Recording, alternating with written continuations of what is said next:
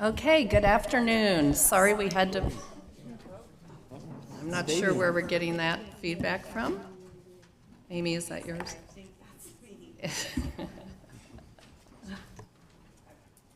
Okay.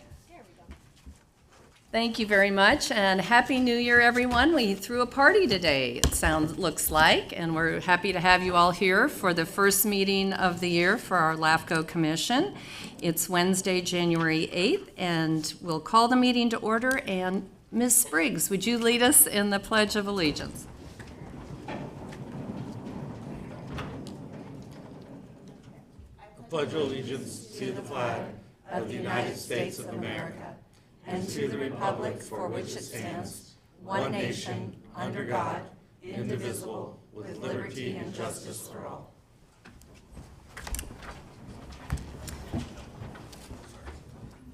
Thank you, and we'll now do the roll call for today. All right, Commissioner Alpine? Here. Commissioner Burris? Absent. Commissioner Eklund? Here. Commissioner Landon? Here. Commissioner Rohan? Here. Alternate Commissioner Bass? Absent. Alternate Commissioner Friedman? Here. Alternate Commissioner Spriggs? Here. Alternate Commissioner Youngblood? Here. And Chair Gustafson. Here. Thank you, Amy. We'll move to item 3 on our agenda, which is changes and approval of the agenda. Michelle, do you have the revised agenda and discussion? Yes, Chair, the amended agenda, I wanted to note for 6B that staff received a request from the City of Roseville that they will be meeting with the PCA between now and our March meeting, and so the recommendation is to continue item 6B to the LAFCO March 12, 2025 meeting, and that's all the changes that staff has. Okay, with that, I do want to accept public comment on 6B since it was on the agenda, and I know 6A and 6B are very linked, so we're going to go ahead and accept public comment on those items with the recommendation from staff that we at least consider that extension. So with that, I would look for an approval of the agenda. So moved. I'll second. Okay, all those in favor? Aye. Any opposed? Any abstentions? Okay. Now is the time on our agenda where we accept public comment on any items that are not on today's agenda. So we'd welcome you forward if any of you have comments on items not on our agenda. We have a very full agenda, so I think you're all here for something on the agenda, but we would certainly welcome any other items. Okay, we have one hand raised for general public comment. No one here in the room, so let's go to the online hand. I'm Laura Bullard, and I don't know whether this thing is on the agenda or not. It's obviously a relatively, I don't know, I wasn't able to figure it all out. But again, my name is Laura Bullard, and I own 2 homes in Placer County, one in the Dry Creek community and one in the Sheridan community, And I want to remind you guys that as you consider things like spheres of influence and annexation, please be aware of the potential negative impact that you can have on a lot of lives. Ms. Bullard? Yeah, Ms. Bullard, I'm going to ask you to wait and speak on this item when we get to those items, because I think you're talking about both the MSR and the sphere of influence items 6A and 6B on our agenda. I'm not sure that I'm particularly the case. It's kind of just a general statement, Okay. actually kind of in response to some things or whatever that actually were said at the last board of supervisors meeting or whatever in regards to like 1 acre lots and what you can do on them. So I'm not sure if it fits in which spot. So I apologize. So would it be okay if I go ahead and say Go what I was ahead then and provide your comments. All right, thank you. I grew up in the Dry Creek community, again, on 1 acre of land. We had a 4-horse barn with a hayloft, a riding arena where my dad taught 4-H horse classes, and we had community horse shows. We also had a calf barn where my 4-H steers were raised. We had a hog pen where my brother raised his 4-H market hogs, and we had a chicken coop, a rabbitry, a large garden where we raised our strawberries for canning and most of our summer vegetables. On the other hand, I had a good friend who lived in the city of Roseville on a quarter acre and had to rent pasture in our area to keep her horse. She also had to hide her 4-H lambs in the backyard in Roseville as livestock were not permitted within the city limits. You know, I still own my childhood home and hope that one day one of my children, who are both teachers, will move back to this area and eventually move into that home. My mother still lives there, that they would want to experience the same lifestyle they grew up in, which included the raising of livestock for the fairs. Most of the neighbors in my mom's neighborhood plan to pass their family homes and property on to their children and grandchildren and want to continue the same rural lifestyle. So understand that when you start to make decisions on things like annexation, you threaten the very lives of those of us who cherish this county and our rural lifestyles. Bonnie Gore has assured me that the city of Roseville has no desire to annex the Dry Creek area. I hope that's true. As my 94-year-old mother continually says, we're not part of Roseville and we don't want to be. We have seen our community plan ignored. We have witnessed a disgusting influence or increase in traffic because of the development which has happened around us, but we still hold on to a belief in our community. Please don't poo-poo our concerns and tell us that we'll still be able to live the lifestyle that we've come to cherish, because we won't. All you have to do is look at the differing rules from county to city. Please leave us alone. Thank you for your time. Thank you, Ms. Bullard. Are there any other public comments? I'm not seeing any, Amy, but we have quite a few. Okay, then we'll close the public comment period, and we'll move on to our first business item, which is item 5 on our agenda, consent items. We have minutes from the meetings of December 4th and 11th, and a financial report from November 2024. Are there any questions on these items or any reason to pull either item from the commission? Are there any members of the public that would like to speak on any of the consent calendar items? Not seeing any in the room. Okay, then I'd look for a motion to approve our consent calendar. So moved.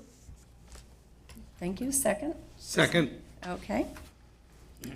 With that, do you want to call the roll, Amy, on that? Commissioner Alpine, Yes. Commissioner Eklund, Yes. Commissioner Landon, Yes. Commissioner Rohan, Yes. Commissioner Friedman, Yes. Alternate Commissioner Youngblood, Yes. and Chair Gustafson. Yes. Thank you. And now we'll move on to item 6, the public hearings items, in which many of you are here for today, I think. Item 6A is the LAFCO project number 2023-05, Service Review Study for the City of Roseville, Final Study. The commission will receive and consider the final service review study for the City of Roseville. CEQA lead agency is LAFCO Class 6 CAD X, Cal Publication Resources Code, Section 21083, Cal Code Regs, Title subsection 15306. And with that, I'll turn it over to Michelle.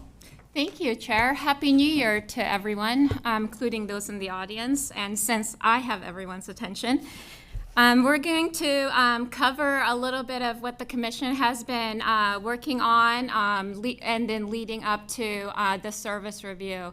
So I wanted to back up a little bit because we've been, diligently working on our strategic plan, which is out in the audience. It's also posted on our website, but hopefully we have plenty of copies out there. So I'm just going to read directly from the mission statement, go through what LAFCO does. And this is all, again, taken directly from the strategic plan, which is available for you to pick up a copy or to download.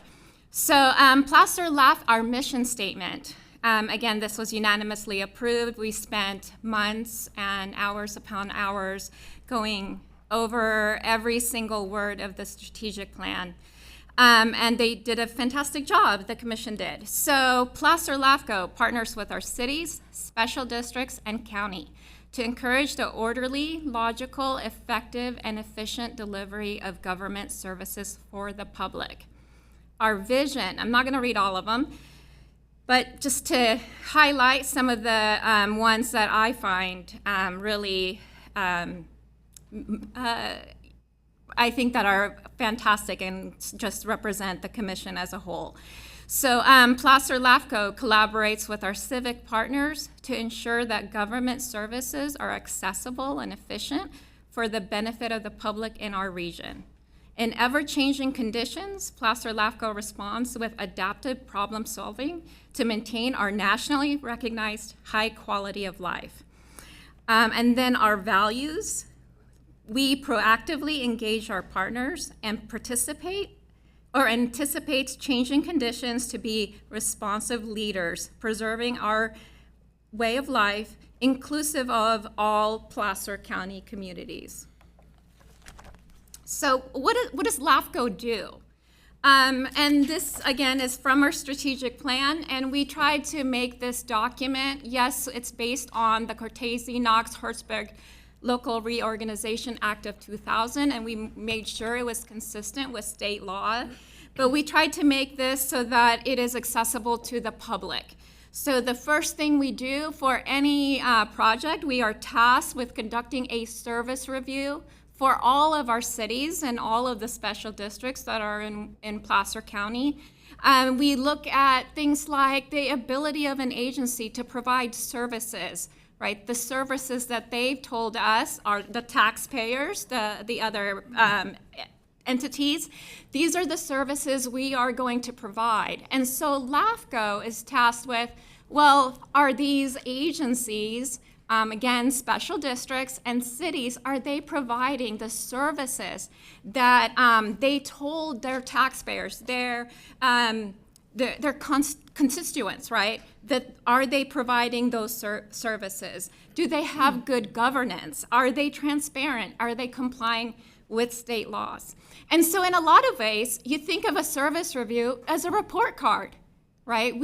It's not an audit. And you know, that's one of the questions I get a lot. Is it an audit? No, it's not. LAFCO doesn't have subpoena power. It's a report card. It's a check-in, and we are tasked with doing this. Again, then the second item, the second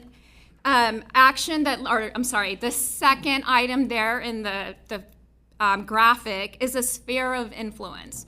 And so when we do a service review, part of our analysis is, can the jurisdiction, whether it's a city or a special district, do they have the capacity in their system for more services, right? Can they provide other services to other residents, whether it's, you know, a sewer district wanting to expand or a city? And so again, that is legislatively mandated that LAFCO conduct both the service review and the sphere every 5 years. And then finally, for those agencies, or even a single property owner could come to LAFCO and submit an annexation application. And that is a whole different level of analysis that looks at, okay, now you're telling us you want to annex 2,500 acres, similar to what we just did less than a month ago. And so in that situation, we have the fiscal analysis, the plan for services, which is detailed. I think some of our cities can attest to the requirement that, the rigorous requirement that entails. And that is a much different process that involves not just LAFCO, but also the Board of Supervisors and the entities with the tax sharing agreement before it can go to the commission. But we are not here for that today. We are here to do a report card for one of our cities. And then, as I mentioned earlier, the second item is, does the city have capacity for more? That's the second item, which again, staff is asking for a continuance. And that's where we're at. So when we were doing the strategic plan, again, through multiple meetings, I admit it was painful, but we got a really fantastic document. And so we focused on, where does this LAFCO want to be now and in the future?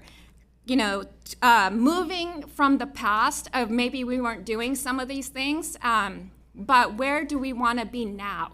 And where do we want to go? So these are our goals for the commission, right? Again, it's in the strategic plan. I put them up there. And I'm just going to talk about a few of them. So to ensure government services, and one of the ways, and there are multiple objectives that the commission anticipate that they will do to meet these goals, but one of them is to expedite and systematically conduct service review studies and sphere of influence updates to establish a baseline and prioritize with a regular compliance schedule. We've talked a lot about how most of our cities never had a service review. Roseville is actually the exception. But the other cities, no service reviews. Most of our special districts, no service reviews. For some of our special districts that have a service review, they were never adopted. Nobody liked the report card, and so it just went by the wayside. Second goal is to guide orderly and reasonable formation and development of local government agencies. So the commission said that they want to monitor service review progress and track implementation results of actions to ensure that the county, cities, and districts are progressing to benchmark and improve our communities. I think we can all agree on that we want to make improvements for everyone in Placer County. Again, goal 3, monitor urban growth to preserve open space and prime ag lands. So our objective, promote local and efficient patterns of urban growth. Very much I want to highlight this part because it was very telling, I think. The commission said, we want to encourage growth within cities. So fourth one, operate as a high-functioning organization.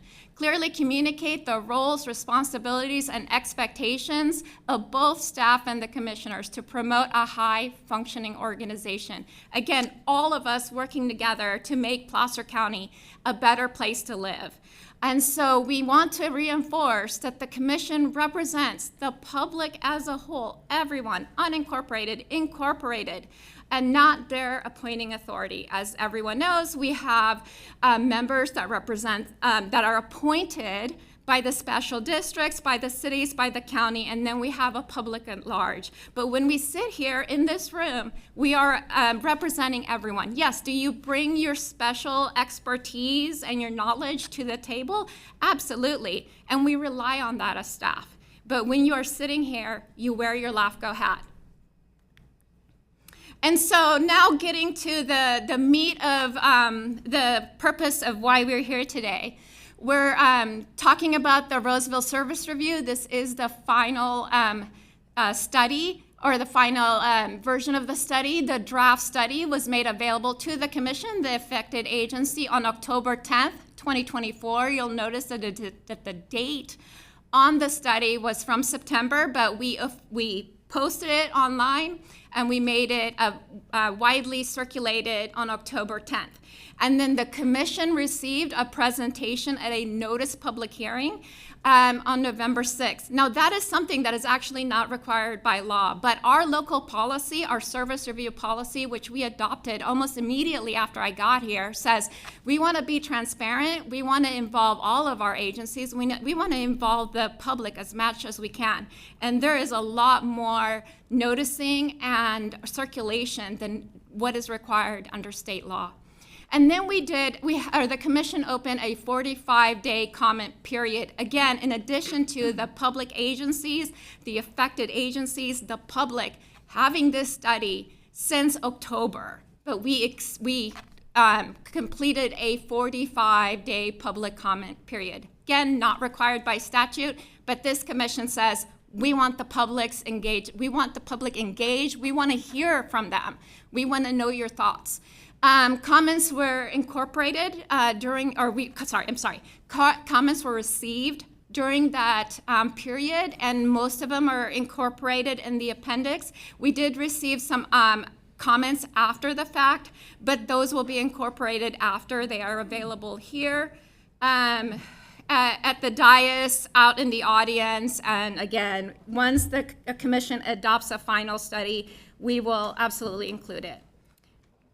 Okay, so changes from the study, from the draft to the final. It was really the substantial change was the approved units for some of the projects, the Placer Vineyard, Regional University, Placer Ranch, Dry Creek, and that's because the county has amended their specific plans, and so the units may have changed since they were last provided to the consultant because, again, the consultant started this study at the end of 2023.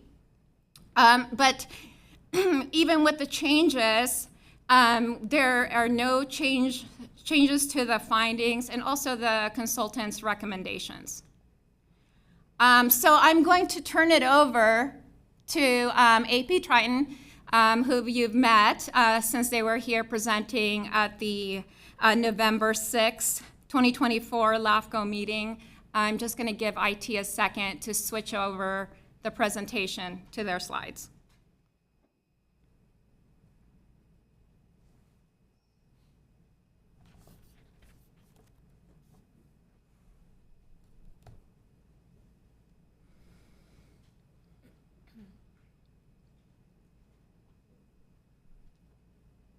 All right, good evening again. My name is Phil Gonchak, Project Manager from AP Triton. I'll let the rest of the team introduce themselves. Melissa? Good afternoon. I'm Melissa Vasquez-Swank. I am AP Triton's Director of Project Operations, and I served as project support on this project. Oh, I'm so sorry. They have the wrong slide up. We need it's the same company, AP Triton, that did the study, but. They will probably look very similar. Oh, I'm sorry. I apologize. Go ahead. I don't. Phil, did you have slides?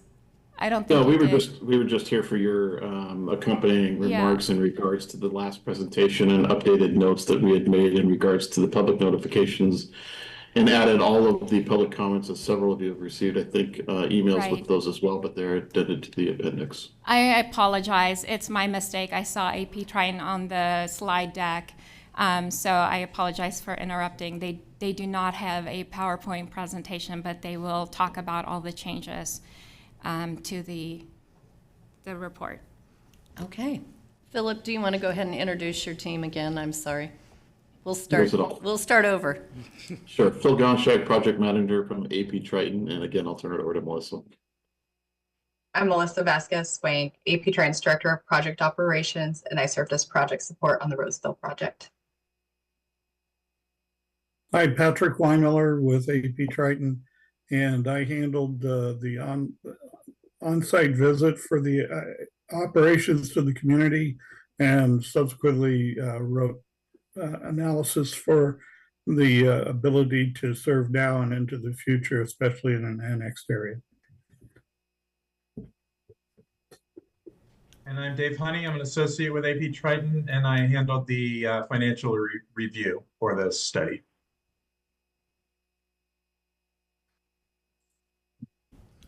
Okay, great. So again, Phil Gonchak here. I'm just going to kind of highlight in essence what was discussed by Executive Director Michelle McIntyre in regards to some of the changes that we made were more cosmetic and relatively small in the grand scheme of things, but mainly the biggest change I think for us was probably adding most of actually all public comments to the appendix section of the final report. A couple of things that we had changed. Unfortunately, we were not able to get a better map from the county in regards to, I think it was I forget which actual page number was, but there was basically the county did not have a better map for us. We were unable to kind of reconfigure it to make it a better map, and I know that that was one of the concerns. So the county has promised us that once they are able to resubmit that map from planning, that you all will receive a copy. It'll be added to the appendix and updated once that is received. Again, appreciate the opportunity to be in front of all of you today. A number of different changes that we made. We're adding the PCWA comments, a couple of different things, as we were recommending that the City of Roseville consult with the PCWA regarding delivery of treated and untreated water areas outside the city's current limits, but within its proposed sphere of influence on a number of different existing Cal AM certified service areas. We asked that we add the County of Placer comments document attached as obviously the County of Placer comments, similar to our response document to a number of their inquiries, which is attached as well for you all to review. And then additionally received some comments from the Western Placer Waste Management Authority, added to their acronym section, and are waiting for the City of Roseville to respond to them directly, as that's more of an inquiry for them to respond directly than AP Triton. We added the PCCP comments document section, again added as an attachment, and then as well added our comments for review. A small error in the government structure and accountability section of page 52 said that the city council meets on the first and third Thursday, however, should have been written as Wednesday. So we made that change as well. Other than that, there were no major significant changes other than the ones that we had just discussed. And obviously my team is here for discussion and or review or comments or questions if there are any. Thank you. Thank you, Philip. Michelle, did you have any further comments? I do not. I do have procedures for, which are in, I'll just say it so I don't have to wait for IT. Sorry. So the staff recommendation is that the commission adopt the City of Roseville final service review, including the required determinations set forth in the study, via the proposed resolution 25-01, which is in your packet. And one of the determinations in that packet is for CEQA, which is a categorical exemption class 6. Class 6 exempts from CEQA projects that consist of basic data collection, research, experimental management, and resource evaluation activities that do not result in a serious or major disturbance to the environmental resource. This is the same exemption we use for every single service review. And that concludes my presentation, Chair. Thank you, Michelle. As a point of clarification, some of the exhibits have been changed and maps have been retitled. Is that correct? Since it was originally posted?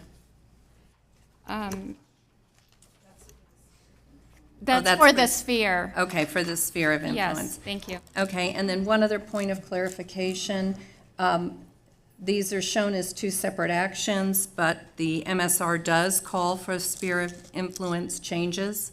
Right, we study service reviews and sphere separately, but we take separate actions. Again, using our very recent example, we took 3 different actions for the City of Lincoln, one for the service review, second action for the sphere, and third action for their annexation and subsequent annexations.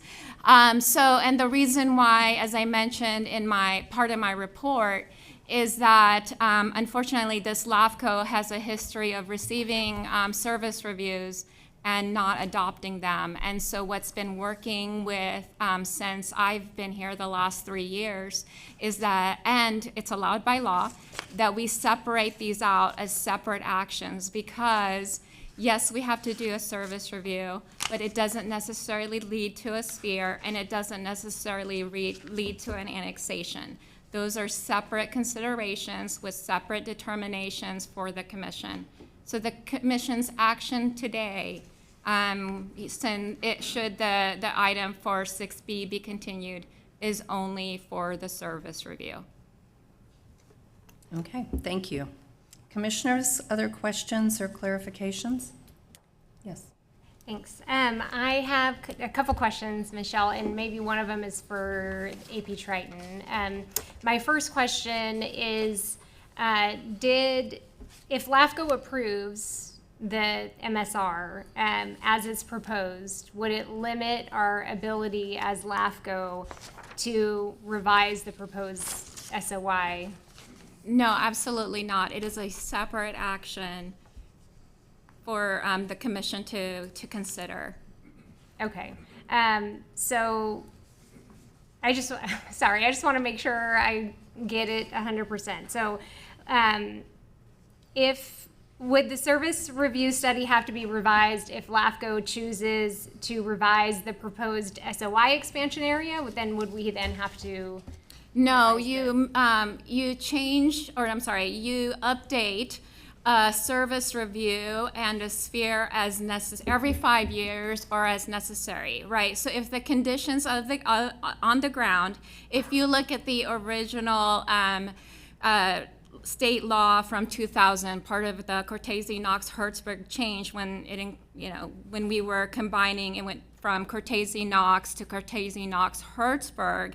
One of the considerations on what that changed is, if there's a change, for example, 2008, right, we had a significant change to the financials of all of our local agencies. That would prompt a change. Yes, do we have a service review that is less than 5 years old? Absolutely, yes, if that's the case, but did the conditions change for this agency? Now they're maybe not so solvent, for example, or perhaps they've now changed all of their zoning, and so they had, at the time of the service review, they had commercial development, and now they're all high-density residential. That would be a significant change. So that's what would prompt the change. Either the 5-year deadline, the cycle, or a significant change to the condition. Okay, thanks. And then did the service review study, this might be for AP Triton, did the service review study consider alternative configurations to the proposed SOI expansion, or does it pertain specifically to the proposed expansion? Phil, would you like to? It's Patrick's probably better to answer that one. I would say that obviously there's obviously what is proposed is what we're really focused on, but if there's other things that we are able to opine on, then we would provide those. Am I right on that one, Patrick? Yes, pretty much that we were operating on as we were directed based upon what the planned expansion and SOI would be. You can take the municipal service review and apply it, if you will, to other proposals that may come along, but you're eventually going to have to address some sort of alteration to it to take in a specific additional expansion area. Okay, thanks. I think those are my only questions for right now. Are there any other commissioner questions? Yes, Whitney. Just for clarification purposes, is the City of Roseville an applicant, or did they initiate this process, or is this a LAFCO initiated process? No, it's a LAFCO initiated process. It's part of our work plan. You'll see later on in our agenda, I think we have 20 service reviews in various stages. And again, that goes back to the commission's desire to be compliant with state law, because again, unfortunately, this LAFCO has a history of not conducting service reviews. And so when I was hired, we need to be compliant, and so this was absolutely from LAFCO, because we are told by statute to conduct service review every 5 years. So no, it was not driven by the city. It's absolutely driven by state law and their direction to LAFCO to do these studies. Okay, thank you very much.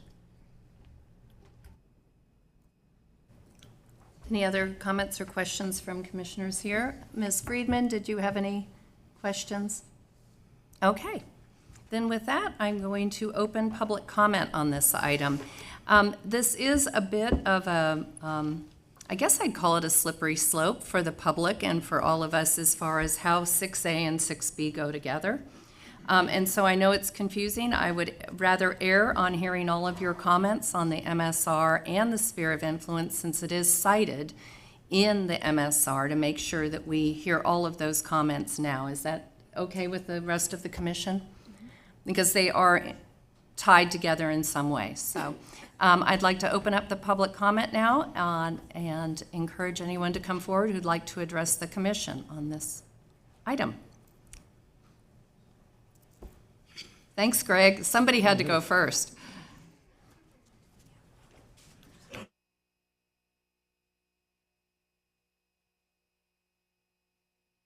virtual because I'm standing at this podium quite often.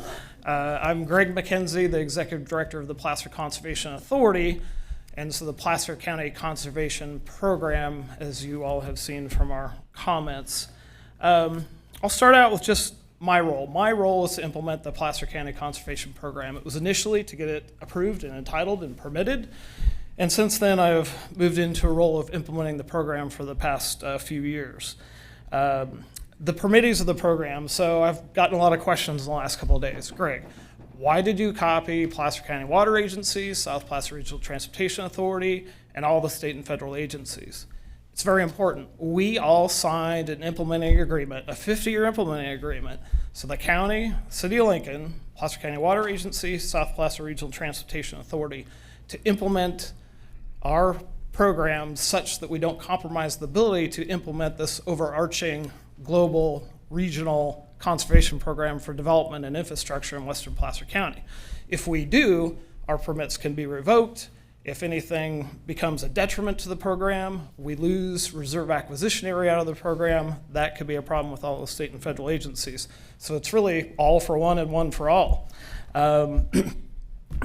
Why is that implementing agreement important? Why is the sphere of influence and that MSR important?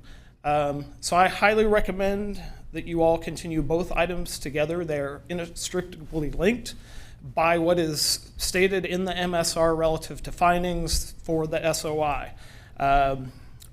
We would recommend you continue that off calendar to ensure you have all the procedural steps in place for the Brown Act to make sure the agenda is clean, the items are clean, the exhibits are appropriately labeled such that we know and it's clear what we're all looking at and talking about. One has a recommendation which says, hey, this is the area and this is the recommendation, but we can't exactly tie those together for the purposes of the action. Let's just talk about infrastructure for a second. This really, for us, isn't a county or a city, disagreement. This is the Placer County Conservation Program. We are tasked with providing permits for infrastructure development. If you look at PCWA water infrastructure, South Placer Regional Transportation structure, infrastructure to serve these areas, without the PCP, we all go back a decade and start to have to renegotiate all of those permits and mitigation with the agencies. So the last few seconds in my time, I'm going to re-explain or state our requests. Number one, remove the 3,224 acre reserve acquisition area from the SOI. That is the area we've told state and federal agencies we are going to, if I might give a couple more seconds, we are going to conserve, protect, and mitigate. It's largely agricultural lands, really not in anybody's future development plans. And I copied at the back of my letter all the general plan policies the county adopted saying we will preserve and protect those areas through all of our approvals over the course of the next 50 years under the permit. Secondly, request that you allow us and the city time to go negotiate a solution, and that solution could be participating special entity agreements, which basically say, hey, Roseville, if you're going to annex or extend services into this area in the future, you're going to need permits for those. Here's how we all can work together to bring those to fruition so that we don't lose Placer Parkway or the Highway 65-80 interchange or PCWA water infrastructure out of our permits. So those are real issues, real development concerns that serve us all in that area. And so this is a huge, let's say 15,000 acre expansion of a sphere of influence that's within our PCP planned future growth area and reserve acquisition area. So with that, thank you. If you have questions for me, I'm happy to try to answer those. We do have PCA General Counsel online should there be any questions as well. Thank you. Thank you very much. Other public commenters?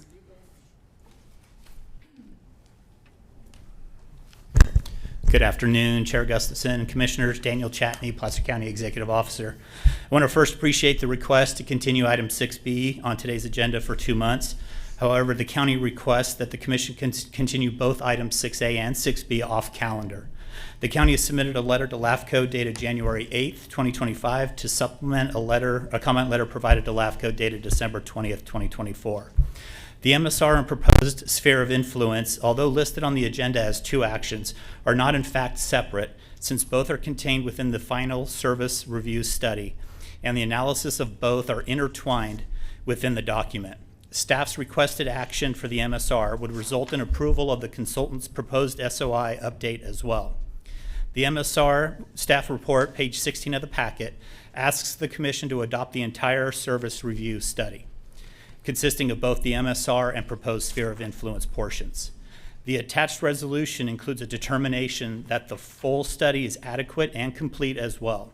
Even if the Commission could parse out those sections and sentences specific to the MSR, but not the proposed SOI, the MSR was prepared in order to update the sphere of influence, and any changes in the sphere of influence could result in modifications to the MSR. For those reasons, any action on the MSR should wait until it can be made together with the proposed sphere of influence update. Later today, the Commission will hear public comment on item 6B, LAFCO project number 2023-05, sphere of influence update for the City of Roseville. These actions and anticipated impacts should be addressed concurrently.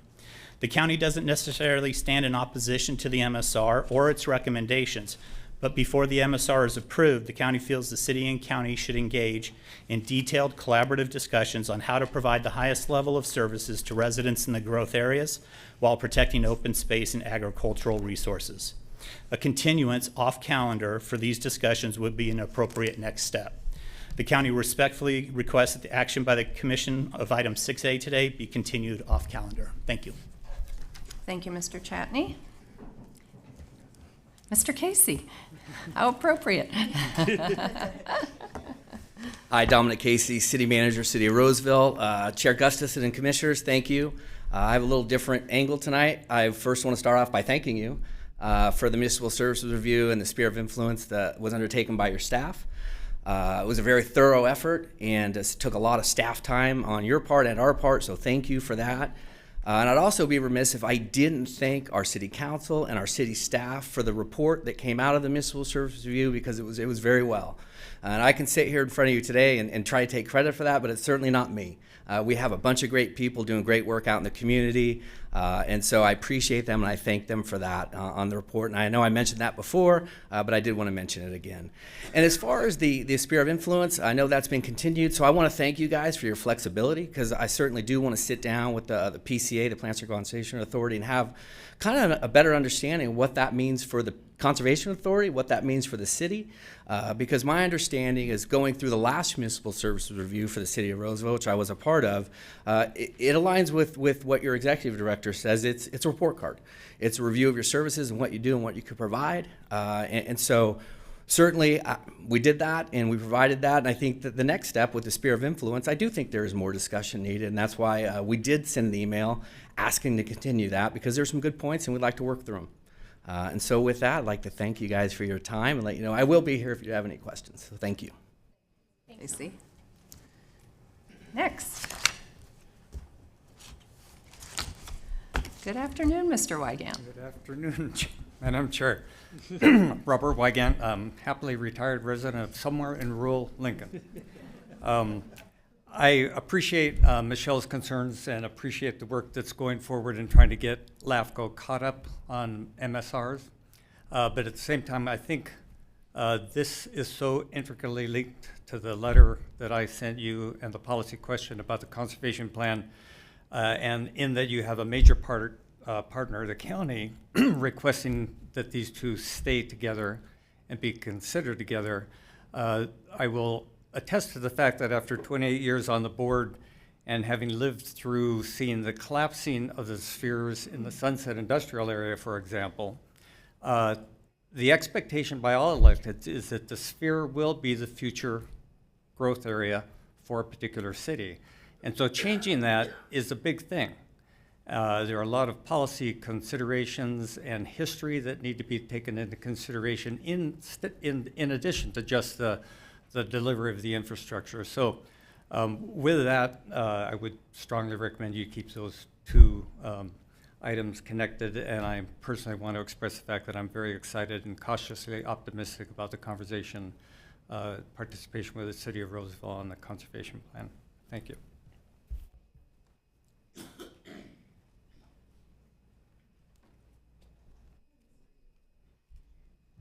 Good afternoon, Kirk Euler, member of the Placer County Conservation Advisory Board and former 13-year captive of Robert Wygant on the ad hoc committee that created the conservation plan. And you're being presented with two different alternatives. One, move forward with item 6A while continuing item 6B. The other is a request that both of them be continued. Only one of those has potential jeopardy. If you don't act on item 6A tonight, the MSR police aren't going to show up and lock Michelle up in handcuffs and take her away. However, very learned counsel, well paid, have expressed opinions that have been submitted to you in writing that show that there is potential jeopardy if you do move forward with 6A. So I would ask, in the interest of all reasonable prudence, that you simply continue the two items together. Thank you.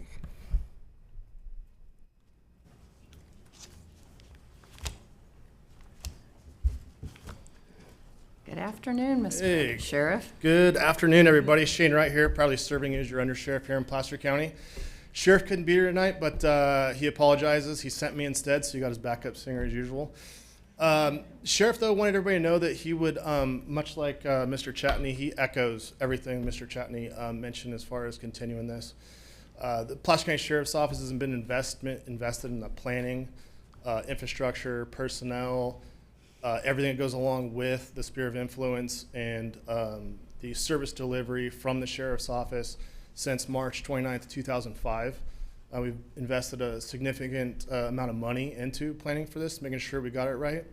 And we would also, just like Mr. Chatney said, like this continue to be able to continue discussions further on and see where deals can possibly, where we can meet in the middle. So with that, thank you. Thank you. Other public comments on item 6A? I'm not seeing anyone else in the room. Are there any commenters online? Please raise your hand and we'll call on you if you would like to comment on item 6A on our agenda.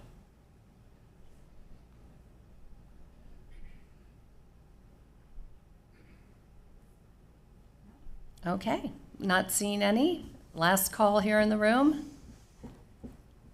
With that, I will close public comment on this item and bring it back to the commission for discussion.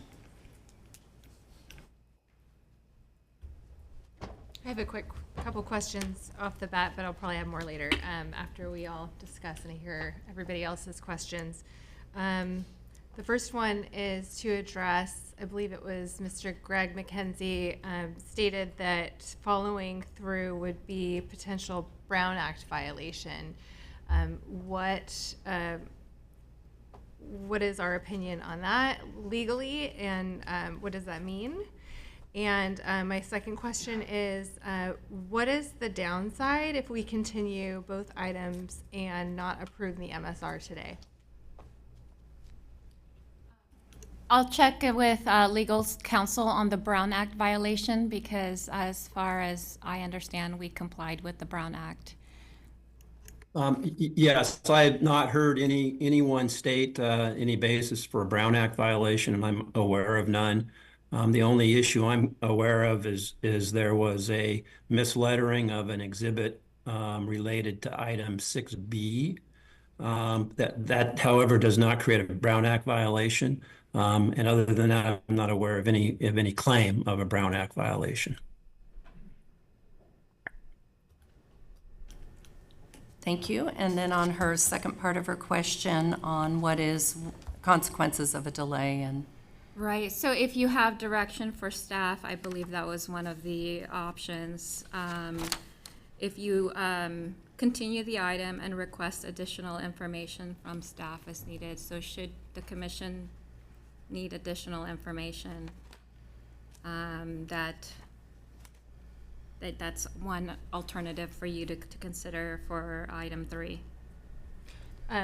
Well, I understand that that's an option, but what are the potential downsides for LAFCO and or the City of Roseville if we postpone? So, as I mentioned as part of my report, the study is from September. We did circulate it, widely since October. The longer we keep putting off the study, the more stale it becomes, because as the fire chiefs behind me will attest to, when the study becomes 2-3 years old and you're looking at financial statements that close, several financial cycles ago with a lot of changes, not just to the agency, but the conditions of the ground, on the ground, your information becomes dated and it's time for a new report card. Mm-hmm. Thank you. That's what I thought. And then the other, as I mentioned, we're tasked with updating every 5 years. The last one, for City of Roseville, actually, there was a service review from 2017 and none since. Thank you. Yes. Right there. Thank you. There's been several assertions that there's too much complexity in the document. There's combination of the sphere of influence with the MSR, and that there would be problems of interpretation or understanding the action that this commission is taking if we were to move forward with the approval of the MSR today and postpone discussions on the sphere of influence. I'd like to hear from the attorney, our attorney, if there is any merit to that, because I think that's something that's very important for us to have clarity on from our own attorney, regardless of what the outcome is. Commissioner, could you restate your question for me? I'm down in Southern California. Unfortunately, as you might imagine, our internet connection is a little occasionally unstable. No problems. Michael, you've heard several assertions that the sphere of influence and the MSR being in one document has the potential, well, let's skip potential, is a confusing document for us to act on because it may not be clear what action we have taken. I'd like to hear from you whether or not you think there's any legitimacy to the reservations that have been presented to us that we should not act on the MSR because the sphere of influence is also discussed in that document. Can we separate those discussions? Yeah, thank you for restating the question. Typically, MSR and a sphere of influence update are handled at the same time as was originally noticed for today's meeting. They legally are not required to happen at the same time. The proposed resolution before your commission for item 6A doesn't ask you to adopt per se the MSR. It asks you to find that it's adequate and complete as required under the applicable law, CKH. And then so it is, and then it incorporates, that is the proposed resolution incorporates specific pages from the MSR that relate to the statutory determination or statutory factors that your commission must consider. Those, by my recall, those specific pages do not include anything related to a recommended sphere of influence amendment. So the proposed resolution itself by your commission would merely find the MSR adequate. Now, it is true that the proposed MSR contains a recommendation from the consultant as to what your commission ought to do in amending the sphere of influence. And I think that's what's given rise to the concerns of some public agency representatives and members of the public. So I think that's where I think the confusion comes in. Those recommendations do not have to be in the MSR. As I said, your proposed resolution would not adopt those recommendations. Your commission could, if it wanted to actually act on the MSR today, could specify that you are deeming the MSR adequate and complete, accepting out any recommendations included therein related to the sphere of influence. If you wanted to be doubly clear that your commission was not taking any action today on the actual sphere of influence amendment or update. Thank you. I had one other question. Yes. I'd like to also get clarification from our attorney on the issue of the MSR requiring any additional environmental review. What's the relationship with CEQA on this? The exemption that your staff has suggested isn't, I agree, the appropriate exemption. I wanted to read to your commission, in the event I was asked the question that you just asked me, Commissioner, the full exemption language, the language that your executive officer put up on the PowerPoint, as well as the language in the proposed resolution, captures the first paragraph of the exemption. It doesn't set forth, and it's not required to set forth the second second sentence of that exemption. But with my internet issues here, I'm having a hard time pulling that up.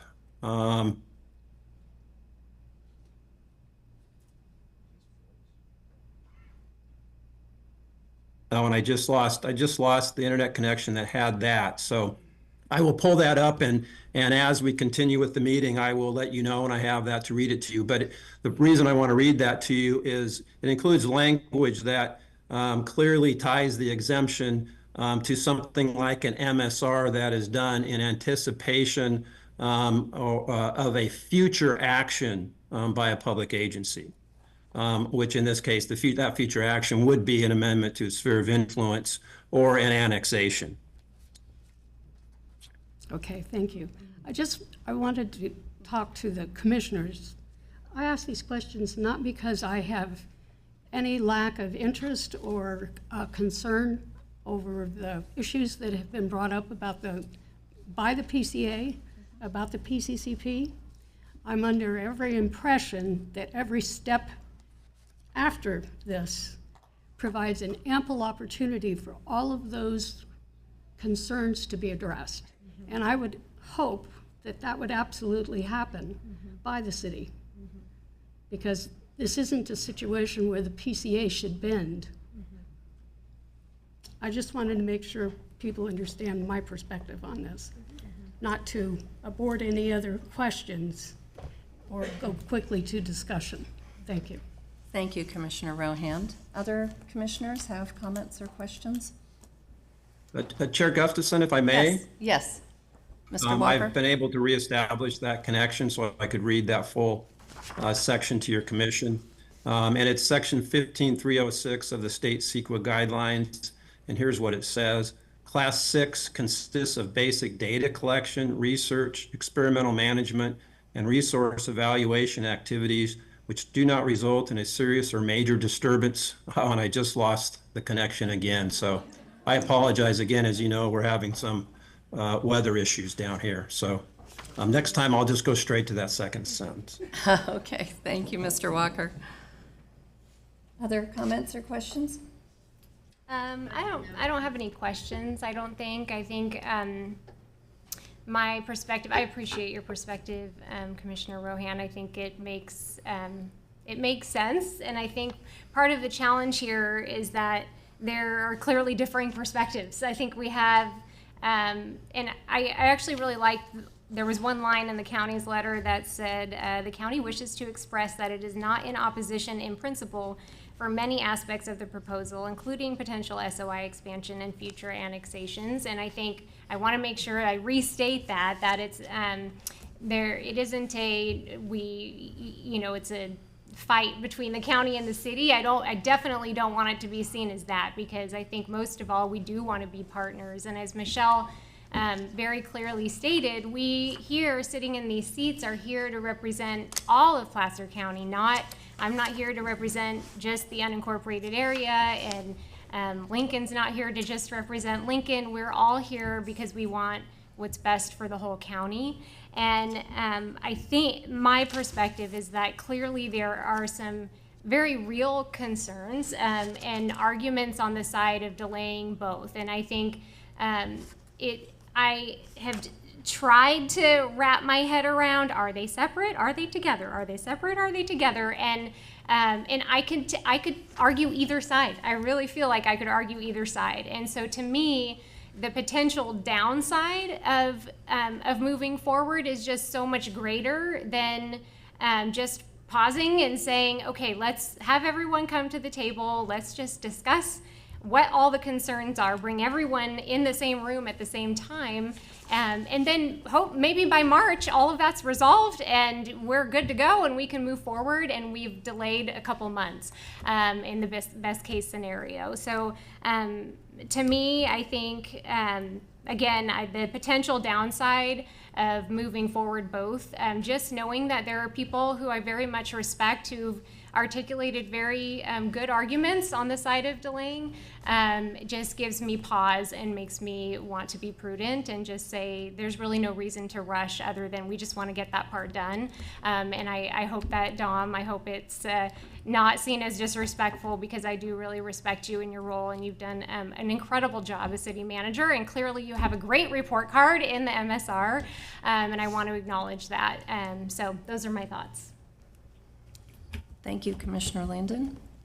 Any other comments? If not, yes, Ms. Friedman? Yeah, thank you, Commissioner Landon, for articulating my thoughts for me. Judy, can you speak closer to your mic? Sure. Thank you, Commissioner Landon, for articulating my thoughts so clearly. As I understand Judy, it, excuse me. Yes? We need it a little louder yet. Oh my gosh. Close up, Judy. On my Close up. laptop. As I understand it, the downside of continuing item A is really a matter of timing. If I could put it at the very base level of what I've heard. But that said, that if we do move forward with the MSR, and any changes would not necessarily impact the SOI. Is that correct? Yes, they're separate actions. Right, but if there were changes to the MSR, that wouldn't necessarily, or that would change the SOI. No, I don't think anyone has said that there are incorrect. Thank you. I thought that's what I heard. I just wanted to clarify that. Yeah, I don't think that there's anyone that has said, at least as far as what I've heard today, that there's incorrect information in the service review. No.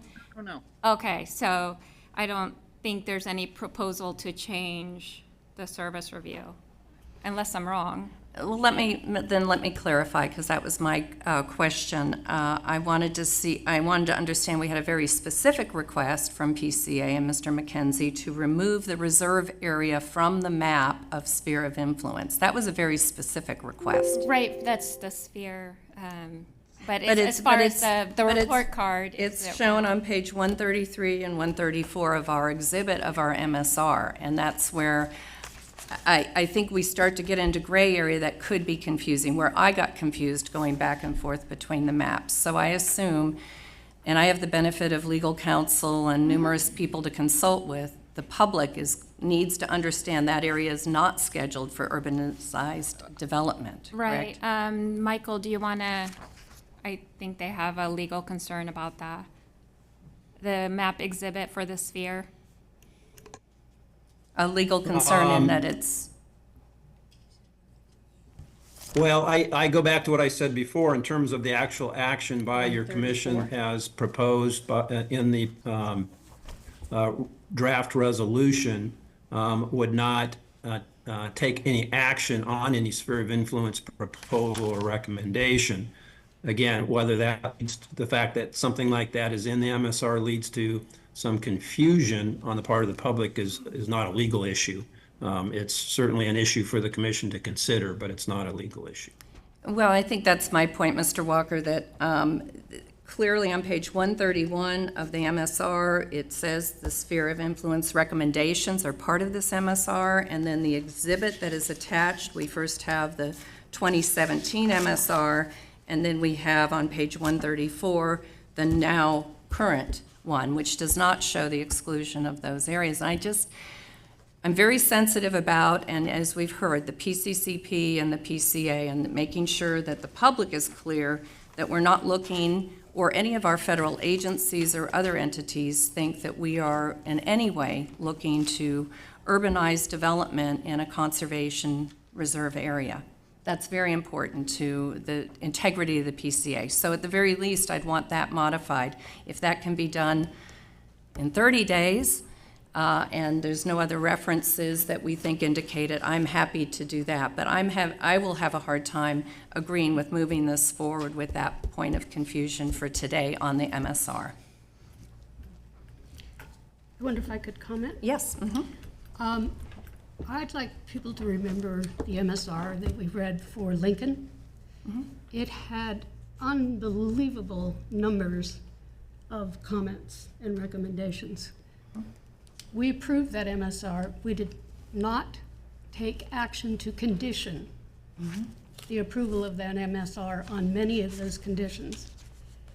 Secondly, the resolution that is in front of us proposes to narrow what we are approving to the adoption of a document that causes no action in and of itself through the adoption.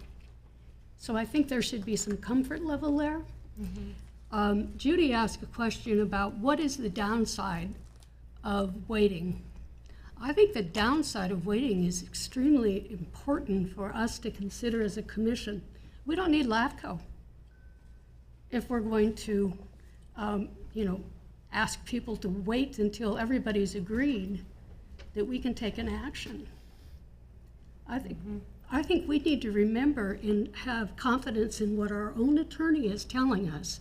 This document does not in and of itself do anything that is going to threaten the environment. All of the things that can be done to resolve the issues that are out there, which I totally understand, can be done in that time afterwards, hopefully in the 2 months. So I am ready to approve a motion or make a motion to go forward with the resolution that only addresses the MSR with the sphere of influence discussions going later, fully expecting that all of the issues related to the PCA are going to be taken care of. Okay. So I hear that you'd like to make that motion? I would. Are there, let's get a second, and then we'll go to any discussion, if there's a second. I will second. Okay, then Ms. Spriggs you had, and then. Okay, so I always feel silly doing this because I'm not voting and I provide a lot of commentary. But I think if you'll remember back to November when this came up, I mentioned that it was confusing to me because it did seem so inextricably together, right? The sphere as well as the MSR. And in some ways, I think that's unfortunate because Dom, like, I consider you a friend and I think you are a great city manager and your council is amazing and your city A+ all the way around. And that the fact that these two things are together, I think is difficult from a public's perception. That is, for those who don't know, I do public relations and communications and community outreach. And I think when you go to look at this without having a full understanding of what's going on, it does look like this is happening. And it's very hard, I think, to make sure that people understand exactly what is happening, the way in which this MSR has been written. And so even though I'm not voting on this today, I would definitely be in favor of approving the MSR with some amendments and things of that nature that have been discussed that we could actually do today. So that's my 2 cents from the person who's not voting on this. Thank you. Ms. Landon? Oh, light I was have on. a further comment. Okay, yes, yeah. Yeah, I think that we did hear a lot of good concerns that I can respect and are valid from Placer County Conservation and all of the other comments that we received. And I think that I would also just echo Susan's comments in that we again are not approving the SOI, and I feel that in the spirit of the fact that I feel we have alleviated all of the concerns that are out there on what an MSR is and an SOI and the differences, that the fact that this is a report card on the City of Roseville and they are doing so well that they received a glowing review, we should be celebrating them. And I don't mean this in any disrespect at all. I respect both parties, all parties involved. It feels, for lack of a better word, slightly like we're holding this hostage for things that will inevitably occur in the next part of the process and the process thereafter.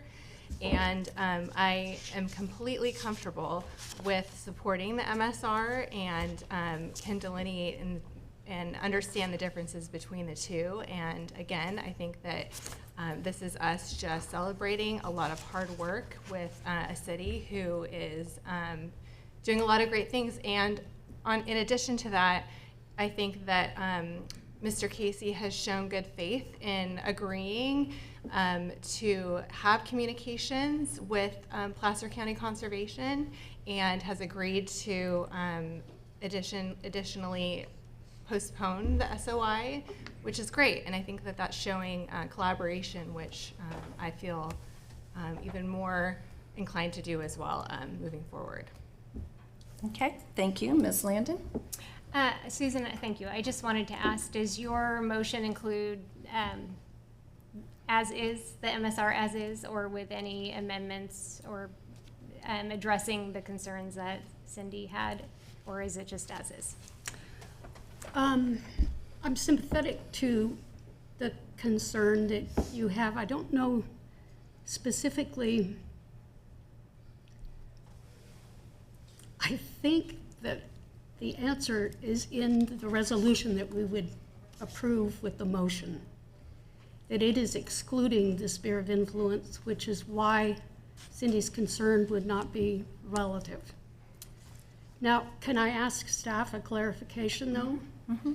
Will there be any clarifications in the final document?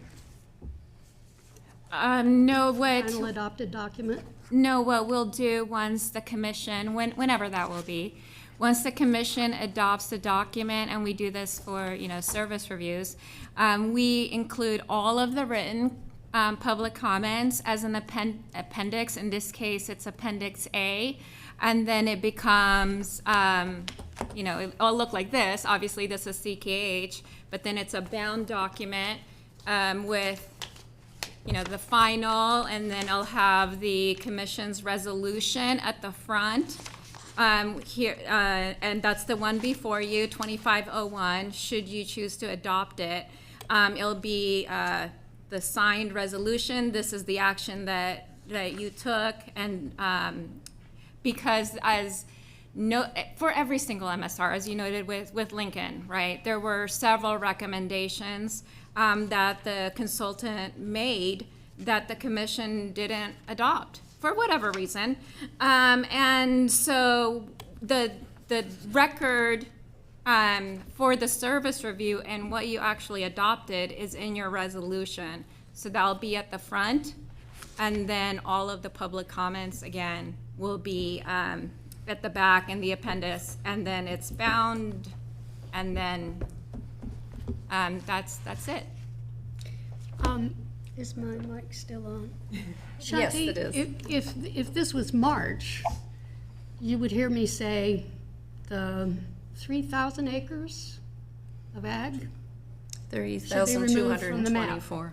Yes. If we were moving forward with it.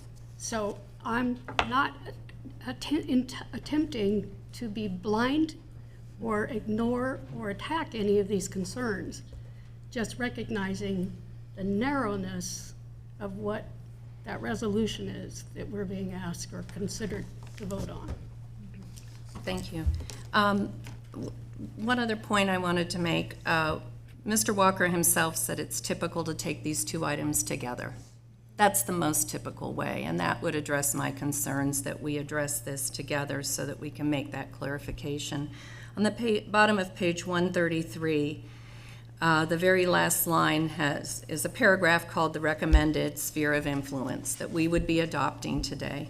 And in that it says, and I'm going to propose a change at the very least, I may still not support it, but I would like you to consider, in the last sentence, having reviewed the policies of Placer LAFCO and the urbanization of the areas surrounding the city through county planning, it is recommended that the city's sphere of influence be expanded to include the Curry Creek and Dry Creek West Placer Community Plan areas.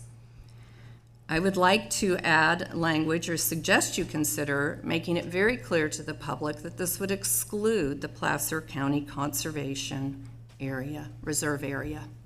I think it should be articulated wherever possible to be clear to any state, federal, or other, or the public, that if you're going to approve language that says you're expanding the area, that it excludes that very clearly. And I would just ask you to consider that in if you decide to move forward. I think the exhibit is still a problem. If I were looking at a map, and I'm a map person, I would see that whole area is potential for sphere of influence. It's clearly adopted in the MSR, and I have a hard time understanding why 2 months is going to create a major issue here, but that's my position. So. All right. I don't want to sound like I'm going to split the baby, but it seems like it's pretty clear the MSR and the SOIs are clearly two different documents, right? Even though we'd like to pass them all at the same time. I think that the big thing here is that a lot of parties have come together very fast. And this is just one, and we have multiple municipal service reviews and SOIs coming before this commission in the process over the next couple of years, right? Our work plan is pretty aggressive. If anything, this could probably be a good, at least we have people here are engaged, and we're engaging in a process, and maybe we could look at this to help refine and improve our process in getting that collaborative approach and making sure the right people are here so we don't have kind of these disconnects, especially in the western part of Placer and in the, as we start moving, looking at special districts and as cities grow and special districts grow and some specific plans start moving into each other, these are going to be good discussions. I think that we should probably, I'd like to delay the MSR portion for like 30 days just to clean up the document. I don't think that holds Don back or the city back from actually having a municipal service review of a report card that could lead to a healthy discussion that the city needs to have, from what I understand, of even if they, whatever they have in there of what they'd like to do as a land use entity. But at the same time, it allows the document to be cleaned up. It brings some of the parties together to get the language in the document that they like to see, and also reassure each other that they're working on the SOI portions together. So they kind of go hand in hand. The MSR may come up to us a little bit sooner, and the SOI would be in March, but at least they would keep both parties moving forward and keep everybody talking, and it would address some of the cleanup items in the municipal service review.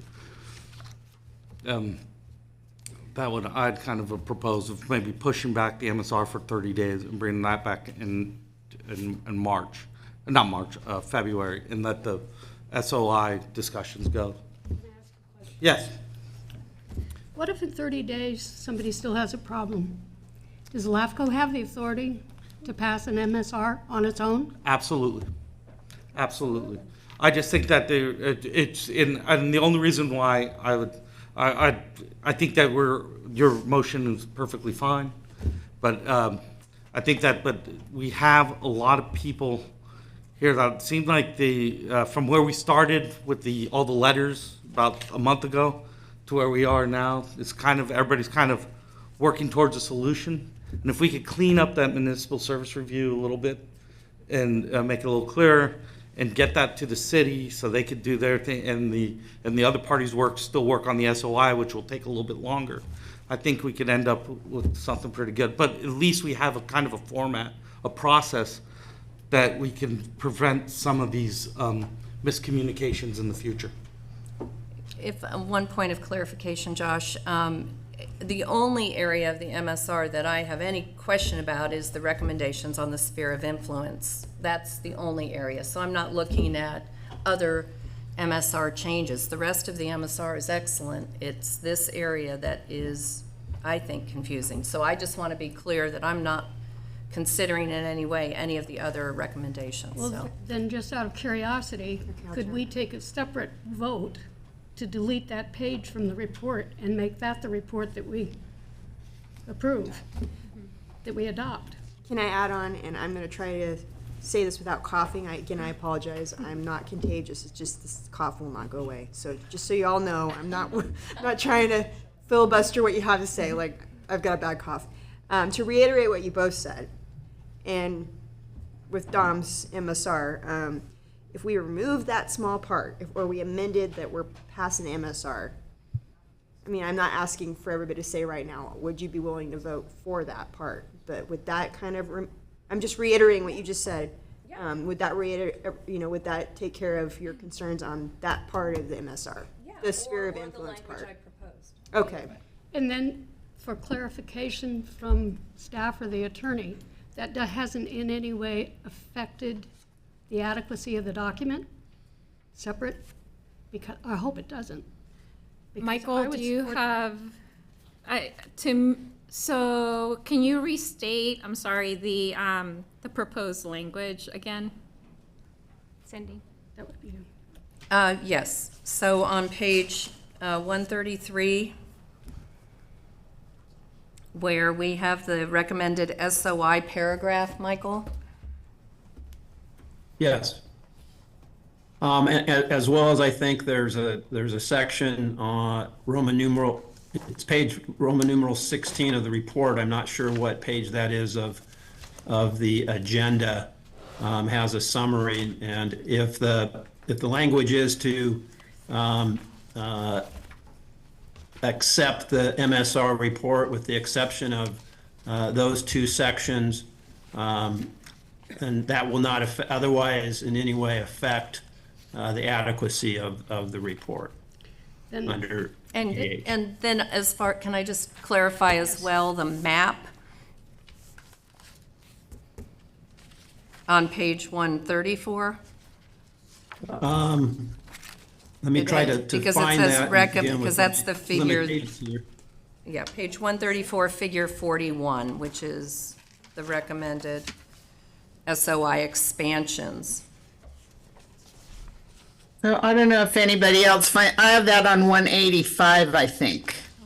I'm not finding the same page numbers, but I know the map you're referring to. Oh, I might have the old, the Okay. original. I apologize. But it's figure 41. And Figure it's 41. Yellow and. Yes, with lots of stripes on it.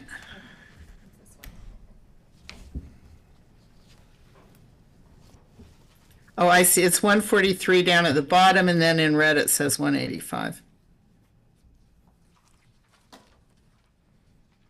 So my internet issues aren't allowing me to look at that particular page, Chair Gustafson, but you certainly can. So I don't know if removing the map affects, some other discussion that refers to the map to explain something, but certainly you can state language that the map will be considered only for illustration purposes of something unrelated to any sphere of influence recommendation.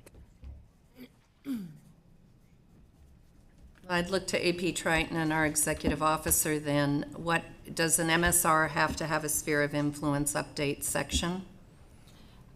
Does it have to? No, many of the determinations from there's 5 factors from the determinations, or 5 factors where you need to make a determination for a sphere of influence. Those 5 factors are almost identical to the service review. There are 7 factors in the service review, but 5 of them are reiterated in the sphere. So those are something you can consider separately from the sphere. So you do need to make determinations on each of the 7 factors, which you do adopt written determinations, but you do not necessarily have to adopt recommendations from the consultant or staff for that matter. But the language, the determination, which is a part of your resolution, you do need to make written determinations.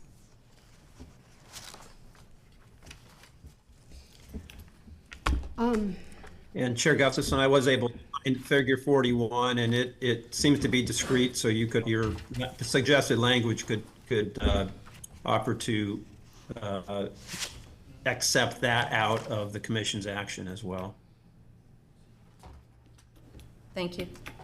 I think it's incumbent upon me to respond to that because I made the motion, and I would be happy to support that, given what the attorney has said.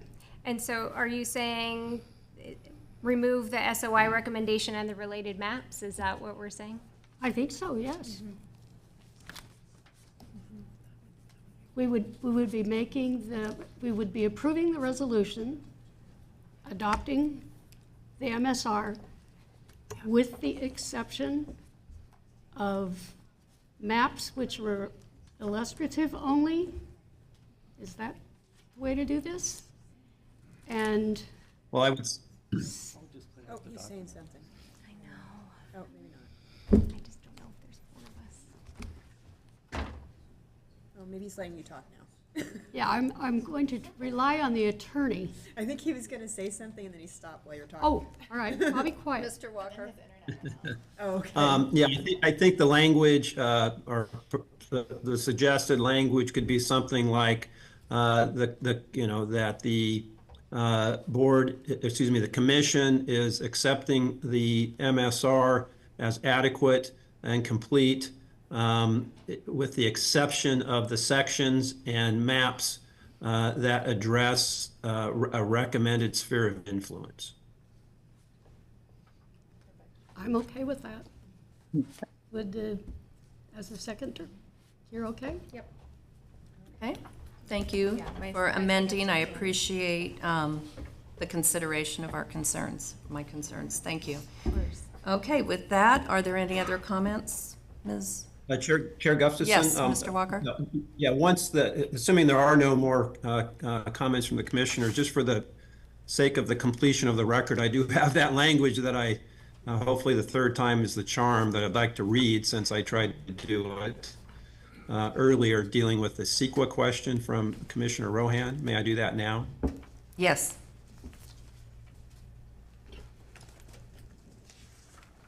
Yes. Mr. The section, again, is 15306 of the state CEQA guidelines. Class 6 consists of basic data collection, research, experimental management, and resource evaluation activities, which do not result in a serious or major disturbance to an environmental resource. That's sentence 1.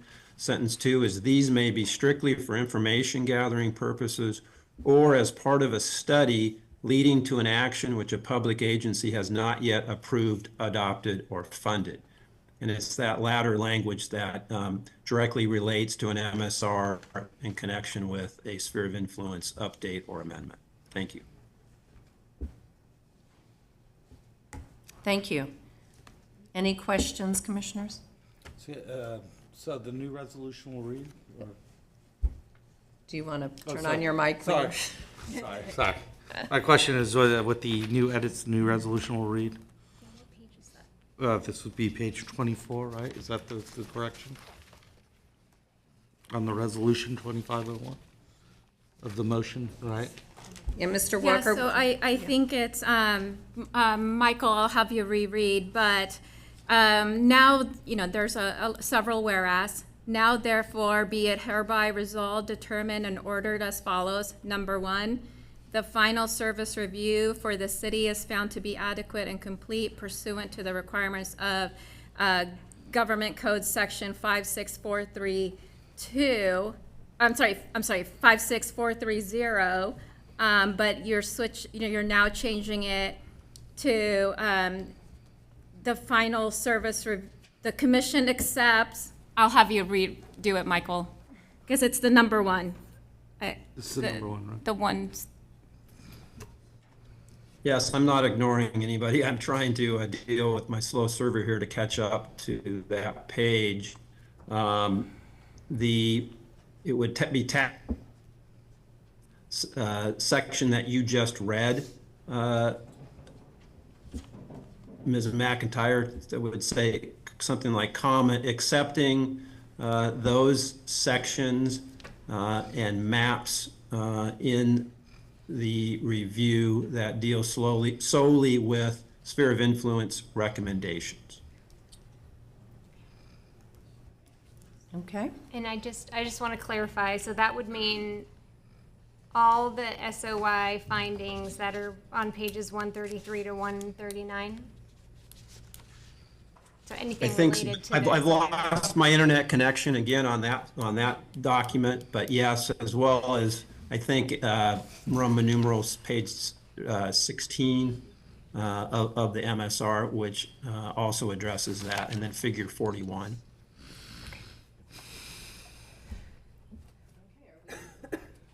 Is everyone clear on what we are voting on?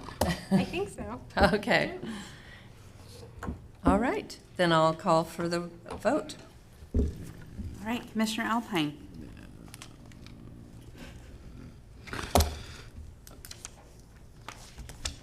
No. Commissioner Eklund. Yes. Commissioner Landon. I'm going to say no as well. Commissioner Rohan. Yes. Commissioner Friedman. No. Commissioner Youngblood. Yes. And Chair Gustafson. No.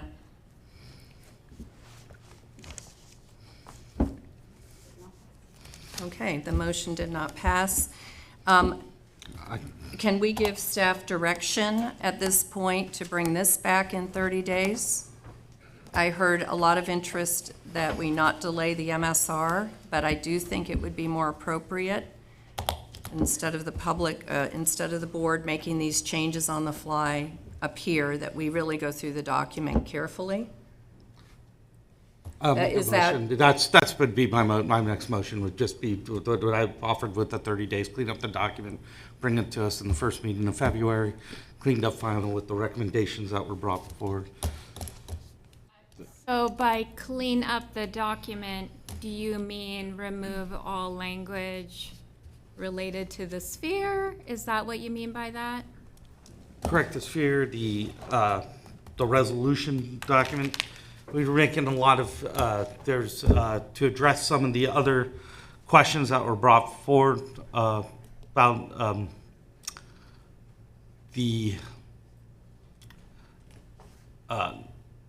I was going to say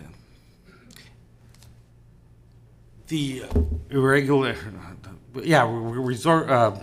cleaning up the document of removing the items that refer to the SOI and the print in the maps, and having the correct resolution.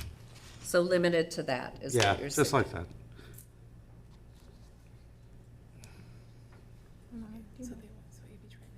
Okay, so that was the motion. Is there a second to that motion? I mean, yeah, if anyone wants to add to it, I mean, that's. No, I think that's sufficient for me. I mean, I would have felt comfortable voting on it today. It's just that I do feel like I would like to see what it looks like and be able to read it and know that what I'm voting on is exactly what I'm assuming it is, which I think it will be. So I will second what your motion is, if that counted as a motion. Yeah, that'll count as a motion. Any questions on that motion? I have a question. Yes. I turned out my microphone, so hopefully that works. Is there a reason, Commissioner Alpine, to not just bring it back March 2nd with the sphere of influence? No, I'm just curious. the reason I'd like to see it come back, because the city does need to have the MSR portion to continue Okay. with what they would like to do, I think, or have that MSR in their possession to make decisions, and to also address some of the data in there getting old or other things. But Okay. like the main reason I asked for the delay is just the document, it seems to be all over the place. I'm Yeah, I jumping agree with the three delay. I was places just right gonna- now, and I'd just like to have the document be whole with the changes. I have a quick question. Yes, Well, yes. with all due respect, just to clarify, Commissioner Landon and Commissioner Alpine, you were looking for a tangible document in what our vote that we just made is. Basically, just wanting what we just voted to be changed in paper, black and white, basically, before then you're comfortable with it. Right? Correct. Yeah, and I would just want to make sure that the noticing, the recommendation, the exhibits, everything is clean and clear and understandable. And I mean, some of it's on me that I just had a difficult time with this. So the clearer it can be, the better. And I mean, you do a great job, Michelle, and you know LAFCO better than anyone I know. But just being a regular person who is not a LAFCO expert, it would just be very helpful for me to have everything very clearly marked and tabulated, so I know exactly what I'm looking at and exactly what it means. I would just say from my perspective, some of the exhibits, even people are working on different page numbers. It's been confusing. If it's confusing to us, this document lives on. And if there's confusion to me, it's always better to err on the side of being cautious that we found every reference to SOI in the document. I didn't have time. Mr. Walker says that will suffice, but there could be other references to the SOI that we need to clean up as well. But I want to be clear that your motion is only about the SOI. Yes, why? Any references to SOI? Because I'm comfortable with that, but I appreciate the willingness everybody had to make those changes. But I do think it would be more clear to the public and to our fellow agencies to see the final document in a published form that we adopt. So, any other comments? Your light is on, Josh. Go, I sir. didn't know. Okay, so we have a motion. Call the vote. Commissioner Alpine? Yes. Commissioner Eklund? No. Commissioner Landon? Yes. Commissioner Rohan? No. Commissioner Friedman? Yes. Commissioner Youngblood? No. And Chair Gustafson? Yes. All right, passes.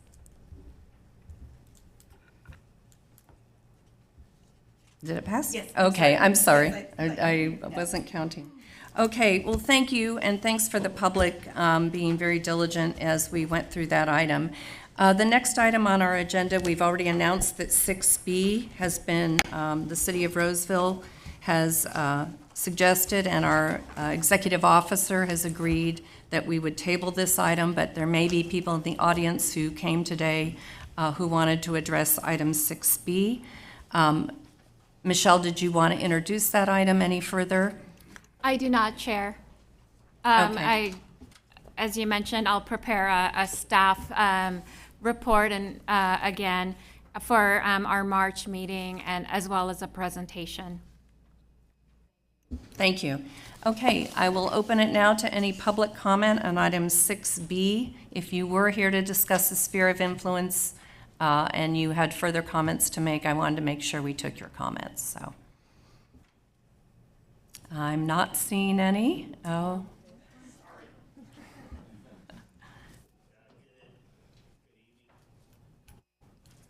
Thank you. It's Keep waiting. on, I Okay. think, yes. Good evening, Chair Gustafson, Commissioners, Daniel Chatney, Placer County Executive Officer, again for the record. I had a list of other comments related to this item prior to it being continued, so we appreciate the continuance of item 6B. I would just again ask for that to be continued off calendar. I think the issues with PCA, not speaking for the PCA themselves or PCCP, and some of the other issues that the county has documented in our comments letter might be too significant to resolve within that short amount of time frame. So we would appreciate a continuance off calendar. Thank you. Thank you. Any other public comments? Any individuals online that would like to comment, please raise your hand.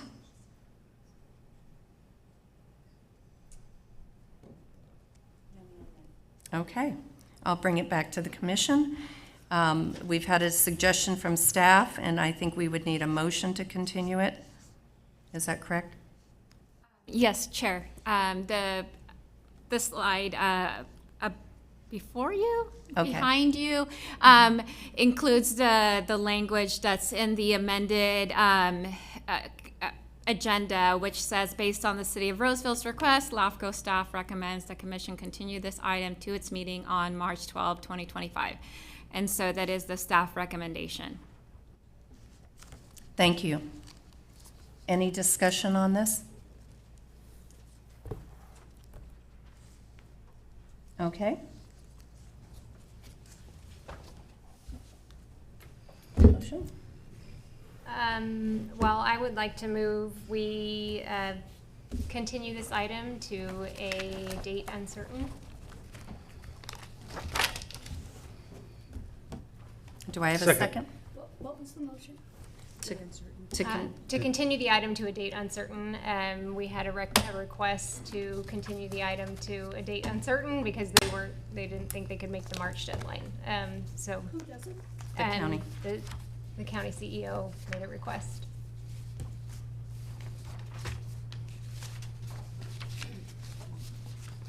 We have a motion, a second. Any further discussion? I'm going to weigh in here then that I understand that it may be difficult to make the March 12th deadline, but I understand there's a lot of concern from everybody, and I'm going to disagree with my counterpart from the county that let's try to, I would support trying to aim for that March 12th since that was the city's request. Whether we make it or not will be up to the parties if they've identified issues. So that's why I will disagree with your motion. I'd like to withdraw my second because I thought I was for the March deadline. Sorry. Got it. So just for clarification, which one are we actually going to be voting on? Because there's two motions. Well, the second was just dropped. The second was just dropped. I don't think there is a second. Is there a second for the motion? Okay. Do I have another motion? I move that we go along with the staff's recommendation for a March 12th to 2025. Let me look at it. Yeah, they're recommending it for March 12th as an actual date. Do Can I you have soften that up a little bit so it sounds better than what I just said? But yeah.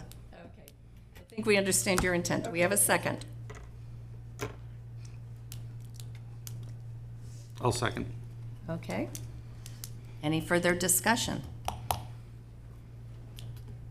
Okay. Chair, I'm sorry, Commissioner Alpine, Yes. Commissioner Eklund, Yes. Commissioner Landon, Yes. Commissioner Rohan, Yes. Commissioner Friedman, Yes. Alternate Commissioner Youngblood, Yes. and Chair Gustafson. Yes, motion passes. Okay. Thank you very much. I appreciate everybody's patience while we made the sausage tonight in front of you. We did something. Yeah.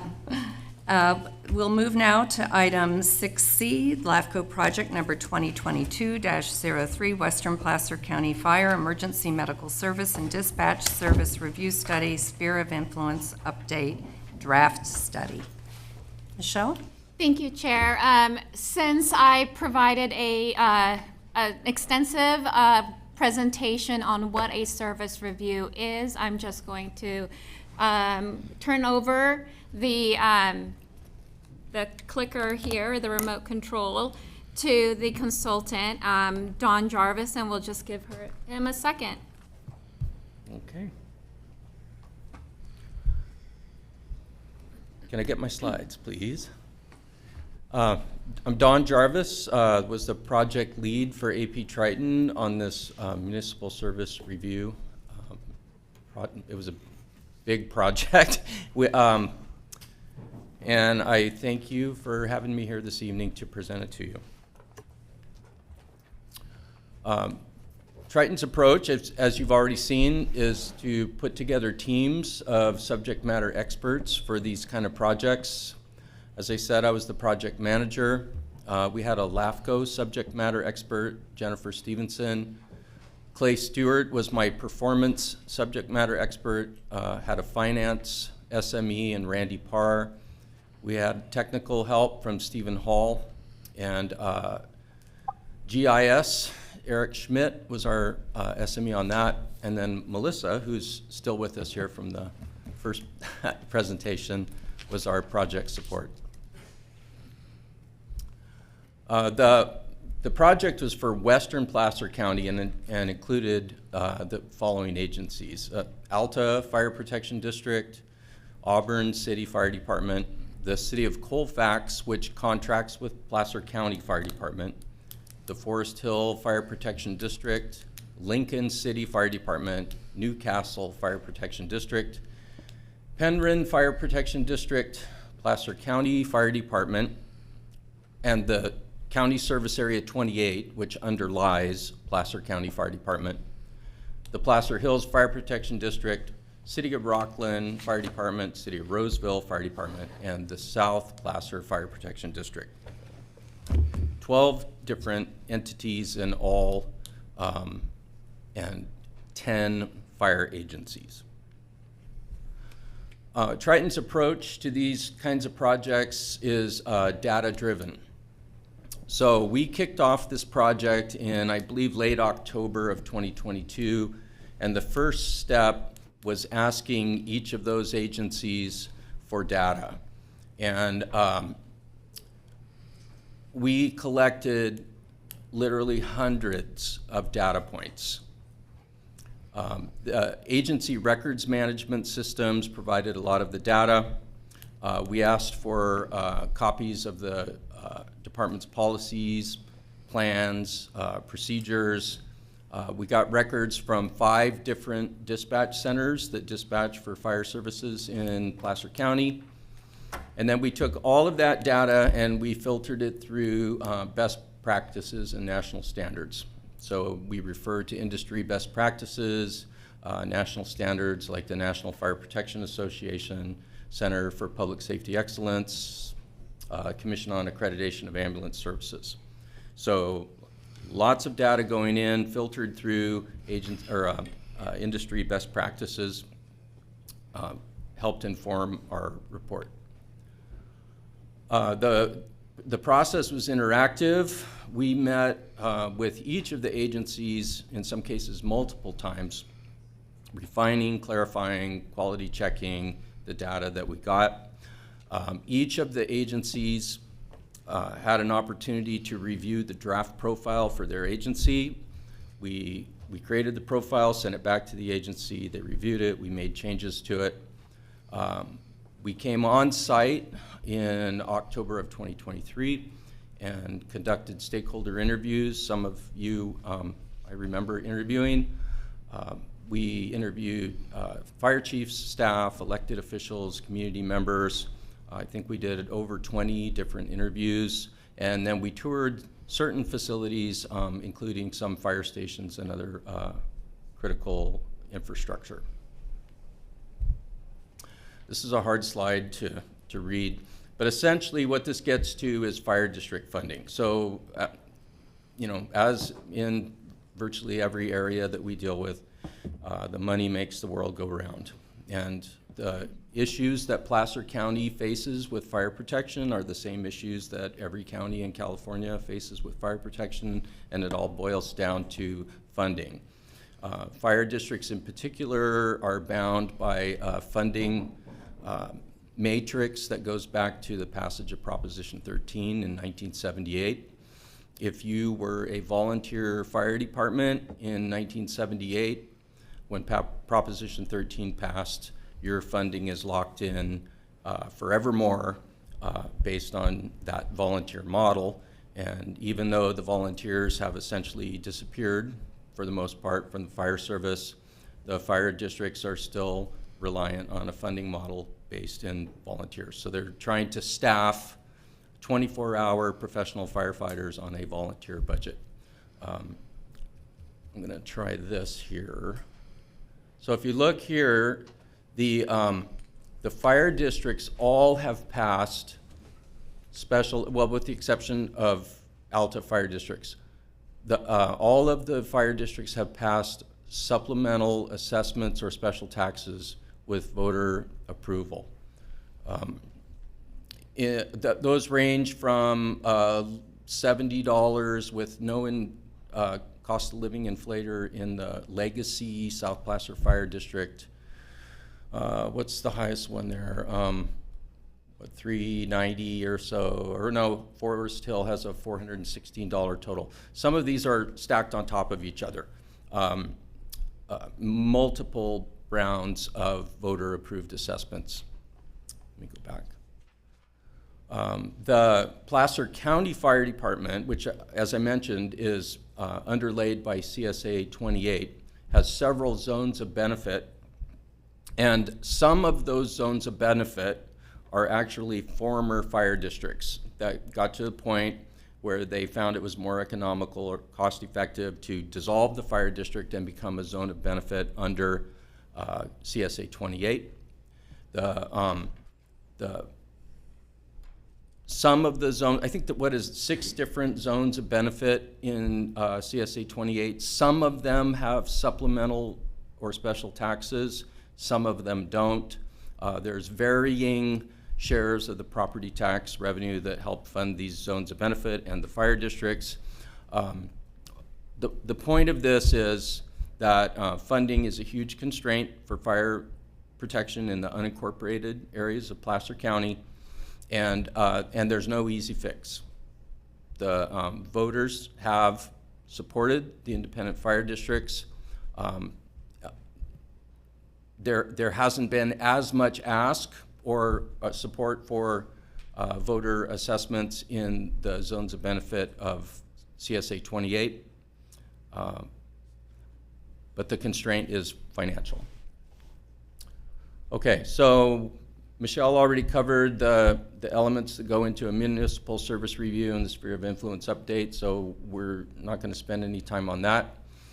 So here are some of the key findings of when we went through the 10 agencies and did our analysis. Combined, the 10 agencies in Placer County are responding to over 43,000 incidents per year, and there are 108, at least at the time we did our analysis, 108 firefighters on duty each day. The existence of the 5 different dispatch centers is a significant detriment to operational effectiveness within the county. So we've told people for years now that when you have an emergency and you dial 911, you don't care what the shoulder patch says, you don't care what color the fire engine is, you just want the closest, most effective response to your incident.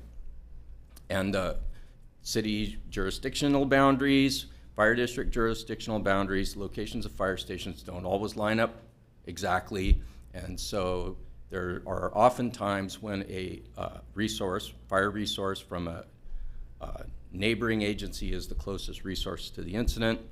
When you're dealing with 2 different dispatch centers, there are delays in making that happen seamlessly. So the 5 dispatch centers, I'm not saying that any of them are doing a bad job, it's simply that getting information from dispatch center A to dispatch center B, it is an issue that impacts response times. So none of the agencies in the county are exceeding their capacity for service, and most of the stations have excess capacity. So we do these kinds of analysis in urban areas, And in very busy cities, we see stations that are heavily impacted. That's not the case here. So there is excess capacity within the system. Many of the agencies have not adopted response time goals. This is a industry standard. Every fire agency should adopt response time goals, and those should be then adopted or affirmed by the governing body for that agency. It's nowhere near universal across California or the country, but it is an agency best practice, and so we felt that we should point that fact out here. At the time we did our analysis, 41% of the staff fire stations in the study area were rated as in fair or poor physical condition. This is leading to an infrastructure issue. So you go back to the close of World War II and the boom years, California developing, there were a lot of fire districts that were formed, a lot of fire stations that were built to accommodate growth. Those stations are all now 50, 60, 70 years old. And the expected life of a fire station is right around 50 years.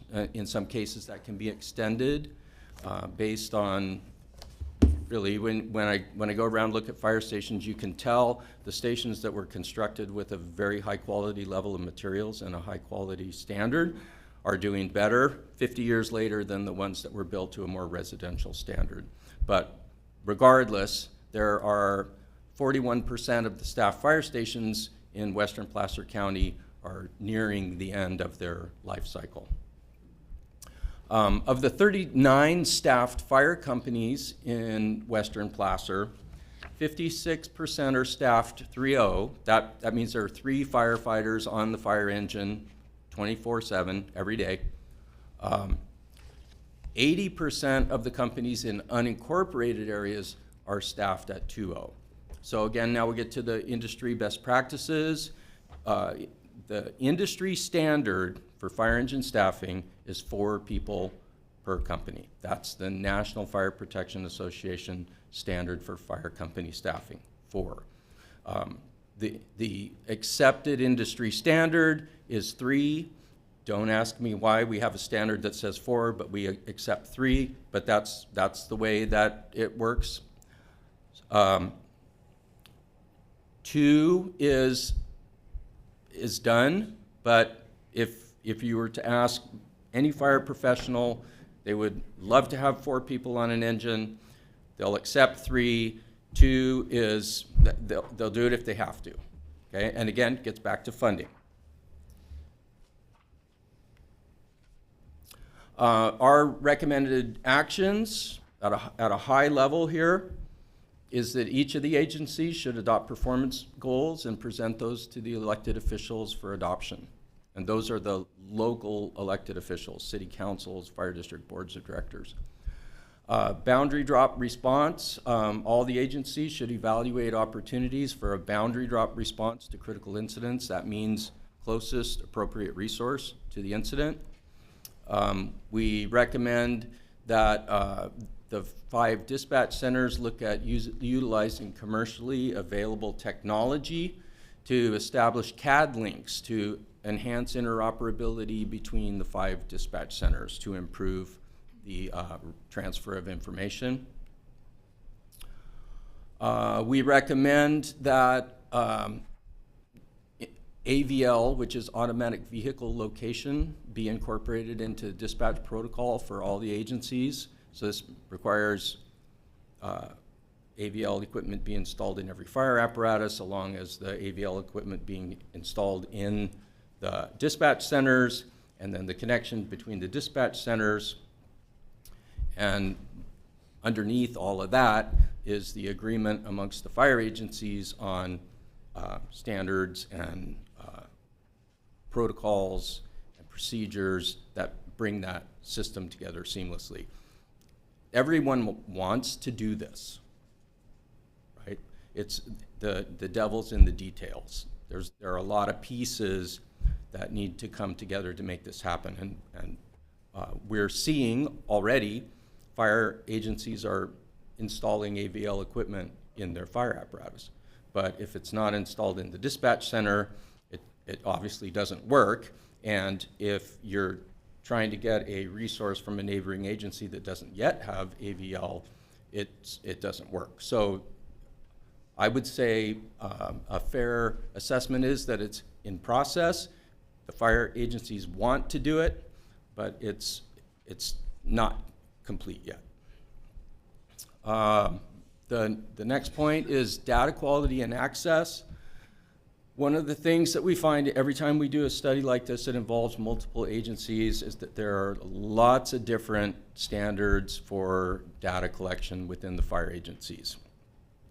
And it makes our job extremely difficult to take data from 10 different fire agencies and try to compile it together.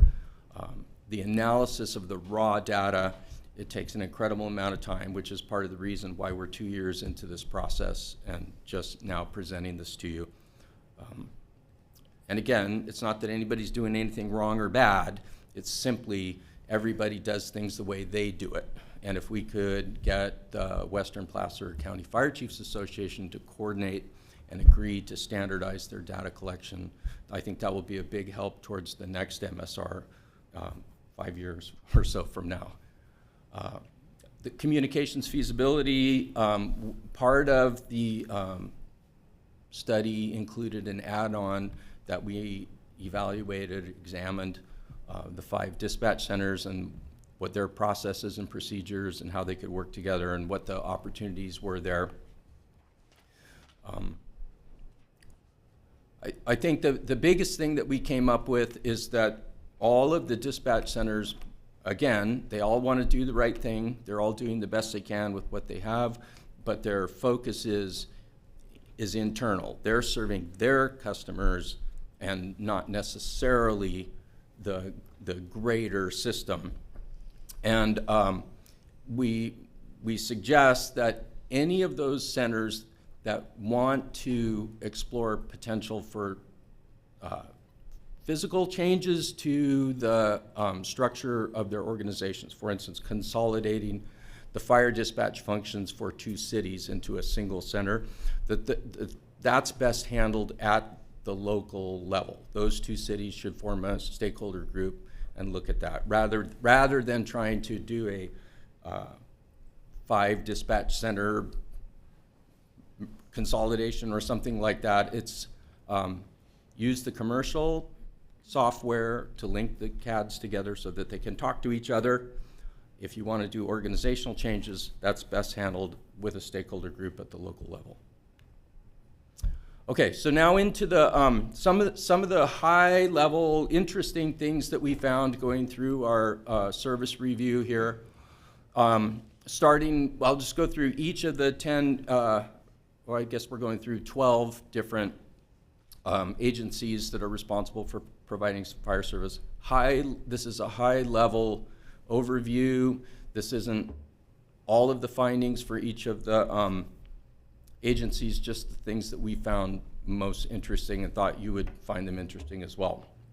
Alta Fire Protection District. So the boundaries of the Alta Fire Protection District are essentially completely surrounded by County Service Area 28, Placer County Fire. Alta Fire Protection District contracts for service from Placer County Fire Department. So Alta Fire District no longer operates a fire department. They fund a contract with Placer County Fire. The Alta Fire District operates a community hall within their fire station. So when the fire station was built, they included a community hall as part of that project.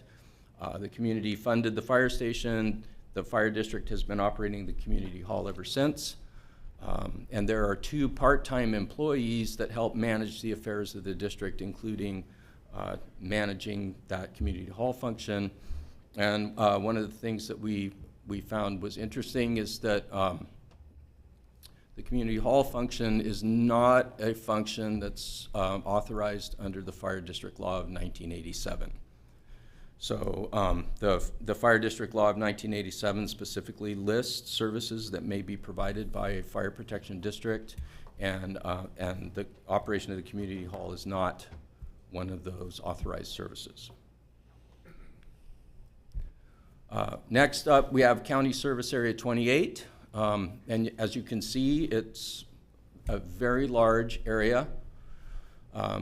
Placer County contracts with CAL FIRE, as you all certainly know, to provide services in the CSA 28 area. And within that area, the City of Colfax and, as I mentioned, the Alta Fire District both contract with the county to provide fire services through that CAL FIRE contract. Again, the thing that we found most interesting about County Service Area 28 is the complex system of funding that underlie that operation. There are 6 zones of benefit. As I mentioned, some of those were formerly fire protection districts. There are 2 community facilities districts. There's the County Fire Control Fund. There are the service contracts, as I mentioned. We found that the County of Placer contributes over $2 million in general fund revenue to that fire control fund. Several of these funding mechanisms are operating at a deficit. Each of the mechanisms is unique in terms of the mix of property tax revenue, voter approved funding, contract revenue. And one of the things that struck us was that the transparency of this agency is very difficult for the average person to figure out how that works, right? If you go on the internet and you look at Placer County Fire Department, you get a very nice website that essentially points to CAL FIRE, but it's almost impossible to go back to the county part of this and figure out how that all works. So transparency, which is one of the things that LAFCO considers, transparency in government, something that struck us. Now to the Forest Hill Fire Protection District. Forest Hill operates the ambulance service for the community. They provide advanced life support, paramedic service. Their engine company staffing, they staff 2 stations, they staff 2O, and those engine company members actually cross-staff the ambulances. So when there's a medical call, the engine goes out of service, the firefighters assigned to that station take the ambulance to the call, transport, come back, the engine goes back in service. There are recruitment retention issues that persist in Forest Hill. One of the fire stations has been identified as needing upgrade or remodeling. Again, gets to that fair or poor condition facilities. And one of the district's voter-approved revenue measures sunsets in 2034. So that's 10 years from now, and that creates financial uncertainty as that date nears. Newcastle Fire District. Newcastle contracts with Placer Hills Fire District for administrative and command and other services, including mechanical services for their fleet. Newcastle has some outstanding debt on the fire station project that they completed several years ago now. They staff at 2O at the basic life support level, which is the EMT level as opposed to paramedics. Recruitment and retention of employees is a persistent problem in Newcastle. Again, goes back to that funding. And there's a lack of funds available for capital replacement of mission critical equipment. Penryn Fire District, another district that, while they border Newcastle and they also contract with Placer Hills for administration, command, and other services. The only fire station in Penryn is in poor physical condition and should be rebuilt. Financial constraints are limiting their ability to fund capital outlays. Although they have turned a corner financially, I think the contract with Placer Hills has really worked for them. and they're now accumulating funds to provide for apparatus and equipment replacement, and their employee recruitment retention problems that they had have now begun to moderate because they've been able to direct more money towards employee compensation, because they're not trying to fund an administration at the same time they're trying to staff a fire engine. Placer Hills Fire Protection District provides, this already said, they provide administrative command and management services to other agencies, including Newcastle and Penryn. They staff their engines at 2.0, but they're ALS, Advanced Life Support Paramedics, on those engines. They have seasonal employees that they bring on during the fire season to increase staffing per part of the year. One of their 3 stations is in poor condition and needs to be replaced. We consider them financially stable with an increasing surplus each year. A factor going forward, though, is that the loss of the revenue from these administrative contracts, if they lost that revenue, that would be detrimental to the financial and operational health of the Placer Hills Fire District. South Placer Fire District provides service to unincorporated Granite Bay and most of the town of Loomis. South Placer also provides ambulance service, but only in the legacy South Placer Fire District, not in Loomis. You talked about this in your December meeting. Funding for services between the 2 zones, the Loomis annexation area versus the legacy area, isn't consistent. The district is experiencing financial constraint. They had to close 2 fire stations in 2022 due to funding limitations. They completed a master plan in 2024 that identified a need to reopen those 2 closed stations, and in addition to that, add 1 additional station in the geographic center of the district. So all in all, South Placer is facing significant financial constraints that have reduced the level of services provided and greatly limited their response capability. And so additional revenue is critical to providing an appropriate level of service. Some of their engines are operating at 2.0. They are Advanced Life Support Agency. City of Auburn. Now, Auburn has gone through several changes since we started this project. As I understand it, now the city's experiencing financial challenges which are impacting fire service delivery. 2 of the city's 3 stations are closed, and they only have 1 engine in service, and that's at the basic life support level.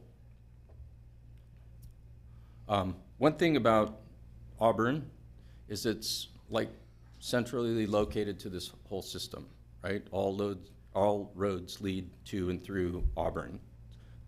It's strategically important in terms of location. City of Colfax, as we said, the City of Colfax is contracting with Placer County for fire service. The city owns 2 fire stations, neither one of which is suitable for continued fire service use. Service provided by Cal Fire Station 30, which is the red dot there towards the lower right part of the city.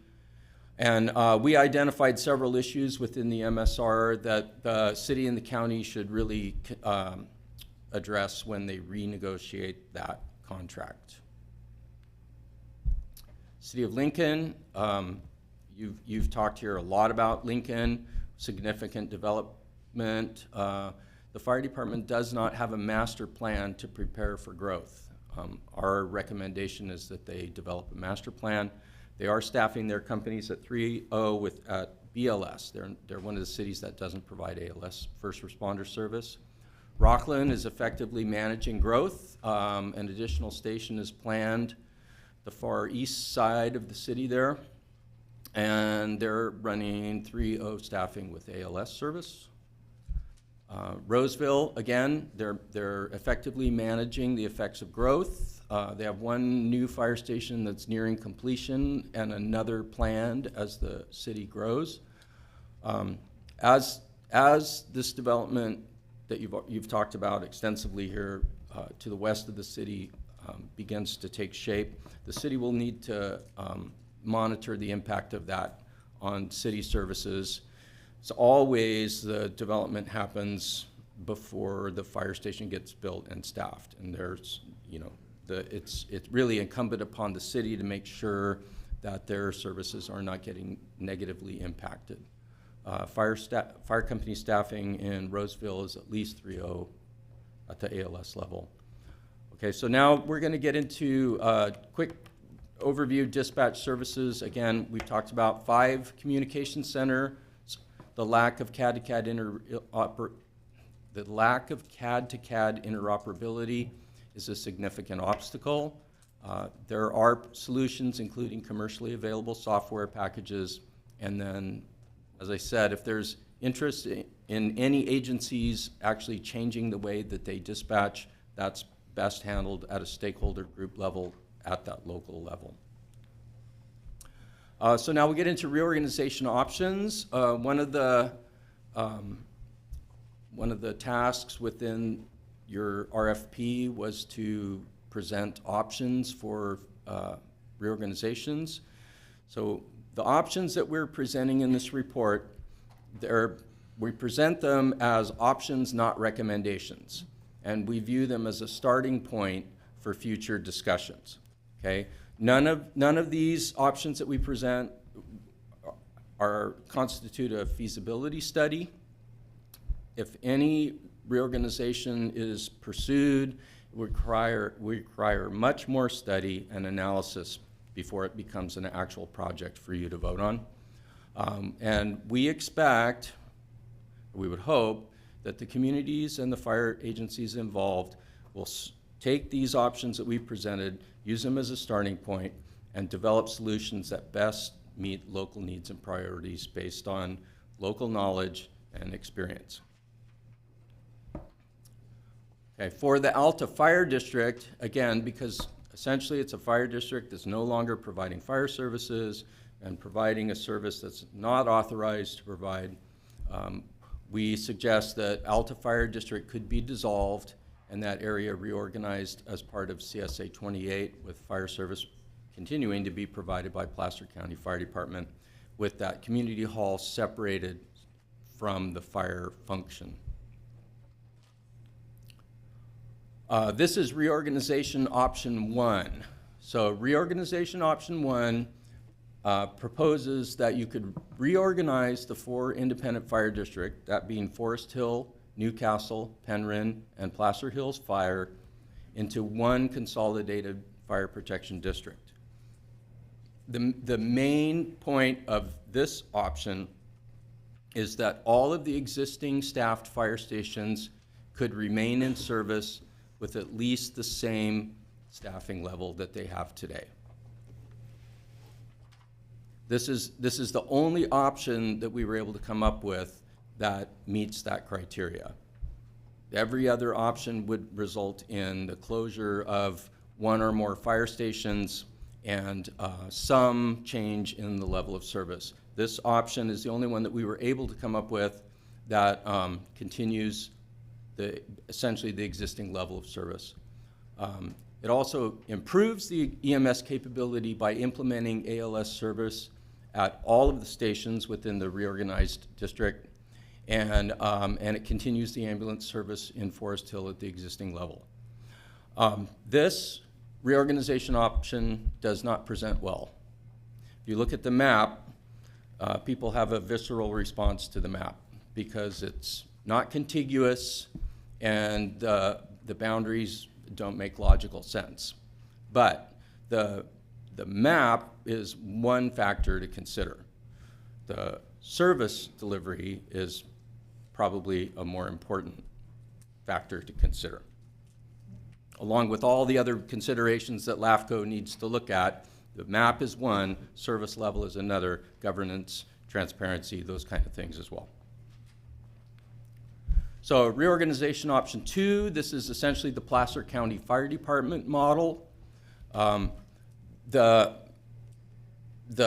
map, I left the boundaries of the 4 fire districts on there because those are the districts that would be incorporated into the Placer County Fire Department. It essentially dissolves the 4 independent fire districts, and CSA 28 Placer County Fire assumed fire service responsibility for that entire area within the boundaries of those districts. This model closes Station 38 in Penryn, Station 88 in Forest Hill, and Station 182 in Ophir.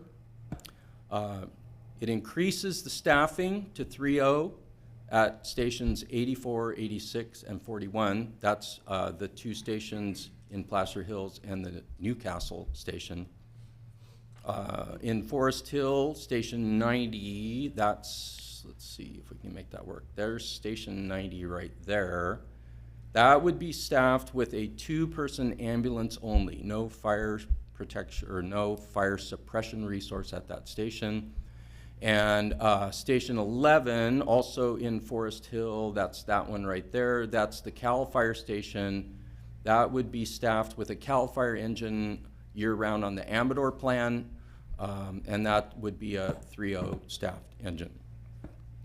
So between option 1 and option 2, the differences really are: option 1 is a 2-person staffing model. Again, we talked earlier about staffing. More stations staffed with fewer people per station.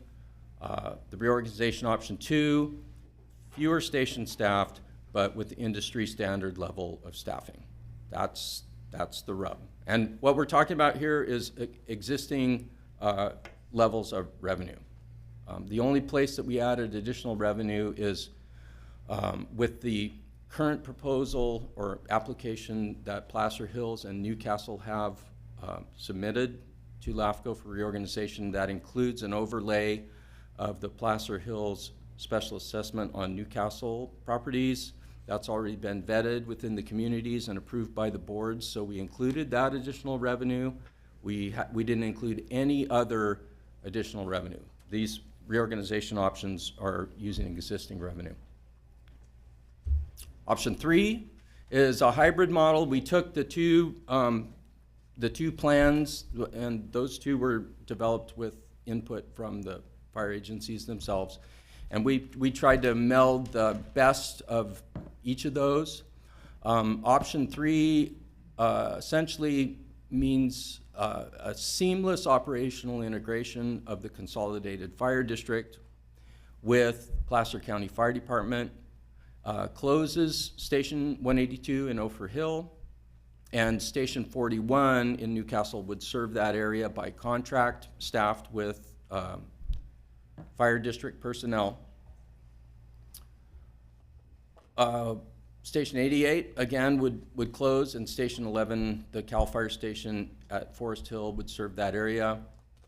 This hybrid model keeps Station 38 in Penryn open, and gives the opportunity to cross-staff a truck company at Station 41. So cross-staffing essentially is 1 crew.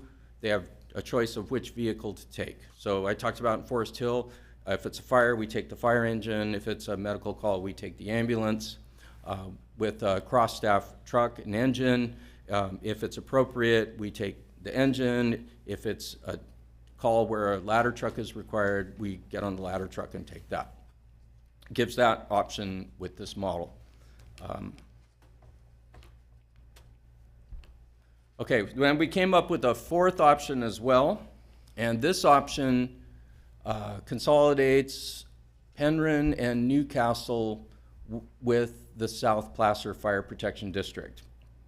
And we looked at this model specifically because the grand jury report from a while back talked about South Placer Fire District and their funding problems, and suggested that a consolidation such as this would alleviate those problems. The model that we came up with, again in conjunction with South Placer Fire District, would that South Placer could provide an engine company and an ambulance at Newcastle Station, would close Station 38 in Penryn, and it's based on South Placer's operational model, which is an ambulance service, right? And as you guys discussed at your last meeting, in taking the first step towards providing fire-based ambulance service in Loomis, there's a long process to get from where we are today to South Placer Fire District providing ambulance transport services in Penryn and Newcastle. But the plan is essentially contingent on that. There is an opportunity potentially for the voter-approved assessments in the two zones or divisions of South Placer Fire District, overlaying those on Penryn and Newcastle. We didn't include any of that revenue, again, because it hasn't been vetted in the community. But if that revenue were made available, there's probably a good possibility that Station 38 could remain staffed in this kind of scenario here. Okay, so that's kind of the high-flying overview of the municipal service review for Western Placer Fire. The next steps, as we understand, we will modify and edit this draft per the commission's direction. We will have a public comment period, I believe 30 days is what Michelle has said. We've received comments for those 30 days, and then in February we can come back and present the final draft to your commission, and then you'll close the hearing and adopt the MSR and the SOI recommendations, or not. And okay, that's what I have for you this evening. Thank you. I'm available for questions. Thank you. Well, appreciate your work. I know it's been a few years prepping all this, and I know people have been anxious to see the final document and recommendations. I know all of us received our packet of however many, 700? 640 some pages. And I know some in the audience have read it several times already. I have not. I will be the first to admit, so. But we do appreciate your time. And, you know, I was negligent before we started this item, and I did want to thank all of our uniformed and ununiformed, those in civilian clothes out there, our first responders, are so critically important. And right now, with the fires we're seeing in Los Angeles, many of you have sent teams down there and have staff, friends, personnel, and colleagues fighting the fires. And we're just so appreciative of the work you do, both in law enforcement and, of course, with the fire. So I wanted to thank you. I was negligent in bringing that up as we're all watching and seeing our news feeds. With that, I'll look to any questions from the commissioners. Yes, Ms. Spriggs. It's not a question. It's just a statement, I guess. But thank you for doing this. I think you identified many challenges. I do want to be clear that my company does work for South Placer Fire District around community outreach and public affairs for funding strategies. So I just want to make sure that I mention that. Thank you, Ms. Spriggs. Thank you, Ms. Spriggs. Did you have a comment or question? Your light is on, so I wasn't sure. Any from here? Other commissioner comments? I had one point I just wanted to make up. I do have quite a bit of background with ALTA. That is in my district. And that community hall, I believe, is older than 1987, predating the fire law. And I do believe there's a community nonprofit that also participates in that. So when we were working with them on the services, there was a real concern in the community about that community hall staying in local control. So I just wanted to point that out, that that's quite an older facility, and I believe it might predate that law, so I don't know what happens with that, if a fire district has to give it up at that point when the law changes or not. But I know that the Community Benefit Organization has worked hard to continue to operate that and wants to continue to do so as we've changed services. But and then last night I was in, Monday night, I forget which night it is, Monday night I was in Forest Hill, and heard from a number of individuals there that they are now fully staffed and are very happy about that. But they, I think, have submitted comments or will be submitting comments, I'm not sure. But have some concerns with some of the findings. I'm sure others do, but I wanted to point out that since your report, they have gotten staffing up to their full staffing. So with that, if there's, yes, Could you go back? Can you easily get to your first slide?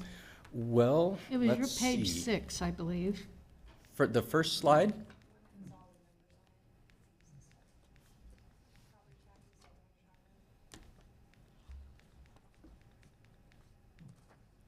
In the second, that's it. That one there? One more. One more? Yeah. How about that? It says page 6. I don't know. What are we looking for? The financial one, the table? Okay, all right.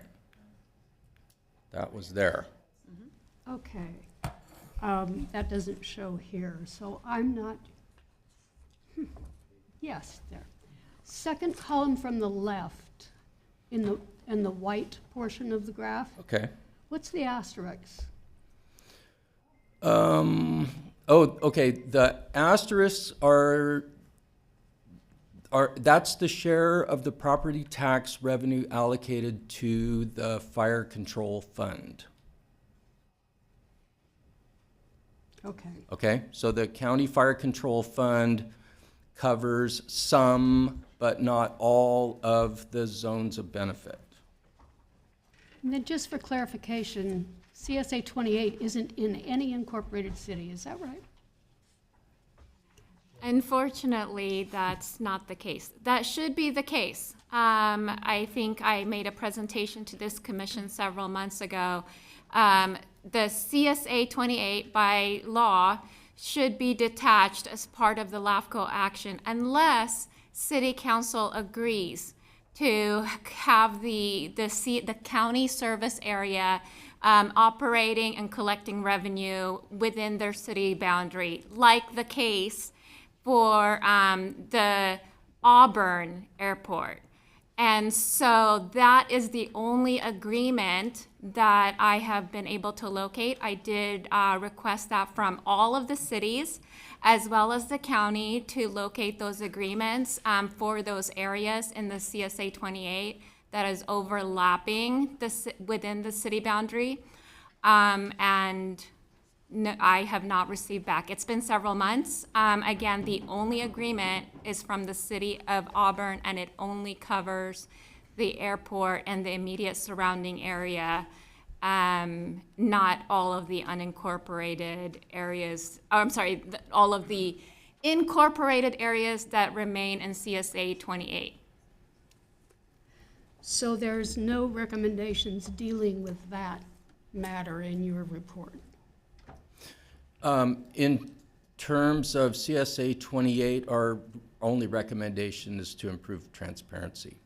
Okay. Can that be added as a discussion point by the commission? Yes, absolutely. We can include, so special districts like cities, they're required to comply with certain portions of state law, certain under their Municipal Act. For example, the ethics, you have to have ethics training every 2 years. That's true for everyone. Same thing with special districts. They must have an audit. They must report their financial transaction report. They must have a website. Their boards must meet.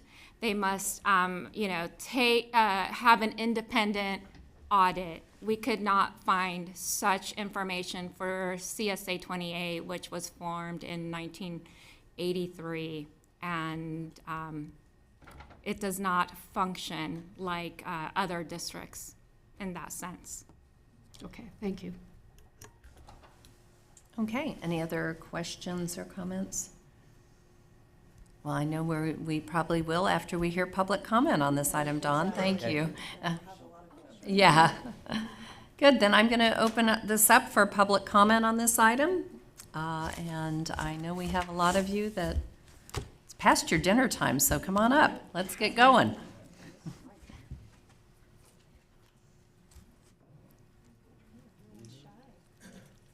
for days. Thank you.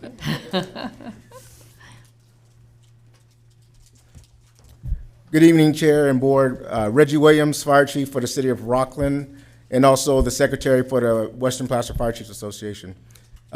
This was a very comprehensive report that we received. As you noticed, it's over 600 pages. We did find multiple, as an association, found multiple errors in the report. So what we would like, what I'm requesting today is that we don't do a 30-day period, that we do actually a 45-day review to give us in the cities and in the districts and the other departments more time to respond to some of the challenges we found in the document. Thank you. Other comments? Questions? Go ahead and come on up.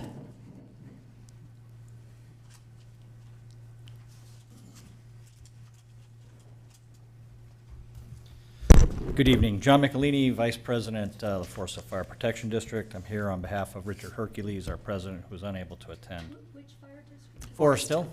Thank you. Forest Hill, as you know, is an independent special district, and our board is committed to meeting our local community expectations, which at this time is continued independence.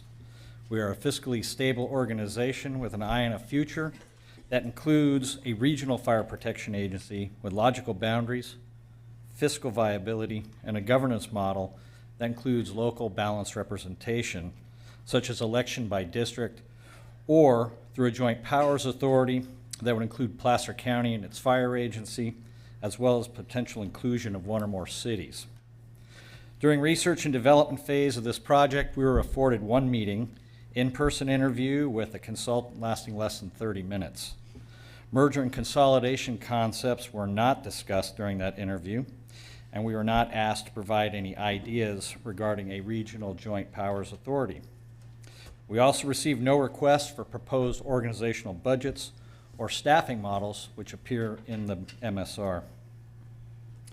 As the rebuttal to MSR by Forest Hill took sharp aim, it's 26 pages long. It took sharp aim and suggested proposals for mergers that included or adversely impacted the Forest Hill community and the Forest Hill Fire Protection District. One of my notes is on the map of the Forest Hill Fire Protection District. It does not show the over 400 square miles of ambulance exclusive operating area that Forest Hill provides on behalf of Placer County. Any proposal that reduces service in the already geographically limited access area of the Forest Hill Divide is unacceptable. The reduction in service that is suggested in several of the options for consolidation in the MSR closes a service delivery point or causes loss of one of our 2 ALS transport ambulances. The impact of such a change may look negligible on paper or even look financially fancy, but that impact would be adverse not only to the community of Forest Hill, but to all of the agencies and communities that are in this room tonight. Response times in Forest Hill are extensive. Response times to the wilderness area is extensive, and transport times are extensive. Calls of 4+ hours and even as many as 24 hours are not uncommon, and that would be a loss of ambulance not only just in the Forest Hill Divide, but then will require ambulances from the more populated area to come there and provide coverage. Lastly, the financial figures contained in the report that are used to support the feasibility of the 4-district merger proposals have no retraceable foundation and cannot be reproduced using current budgets. We're not attempting to interfere with any current application before LAFCO and are only interested in protecting our community interest by advocating for an MSR that accurately portrays the current level of service, provides alternatives for the future, without reducing service in the Forest Hill community. Thank you, John. Appreciate it. Do you mind if I ask a question? Mm-hmm. Because we spent a great deal of time in December talking about fire contracts, ambulance services, et cetera, for the South Placer. So you mentioned that there's 400 acres?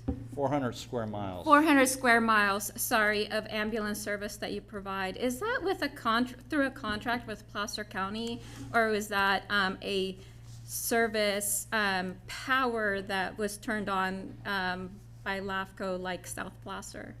Do you know? Can we get that information? It would be super helpful. Let me get that information to you because that question runs well beyond 3 minutes. Thank you. Thanks, John. Other members, please step forward.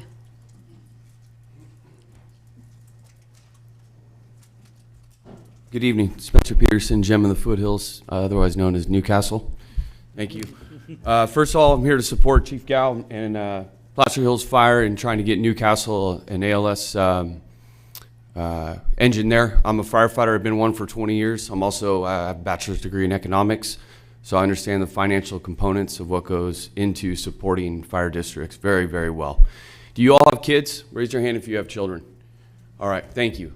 So you know when your significant other goes out and it's just you, and if you have more than one child, how difficult that can be. That's how it is in a two-person engine company when you're trying to manage a scene. It is impossible. Someone's on the floor dying of a heart attack or whatever medical complaint, let alone a structure fire, of which Newcastle is in the top 3% of structure fires for all the independent districts. It's impossible to manage that scene with two people. 80% have two people. The funding right here, 0.03% of the 1%, okay, of $1.4 billion that Placer County brought in last year. It's pretty bad. So we can talk about mergers all day long and consolidation, but there's a screaming issue up here about getting these people the money they need to do their job. Pride and ego, unfortunately, will keep us from moving forward, but they can all work that out. We need to get the money to get at least 3 people on fire engines. You should all be very concerned, if not embarrassed, that the property values and costs of homes in Newcastle, Alta, all around us in Auburn are going up. Prop 13 is going away. They changed the law for the inheritance tax, so we're going to slowly dwindle out. You guys had 4.5% increase in property tax in 2022, 5.8% in 23, 6.9% in 24. 17.2% in 3 years. That's a lot of money. That's not going to public safety. And let me tell you, when it's you on the floor or your kid, you want 3 people there. So I understand what LAFCO does. I'm very familiar with it. I appreciate AP Triton, Chief Jarvis, everything you do.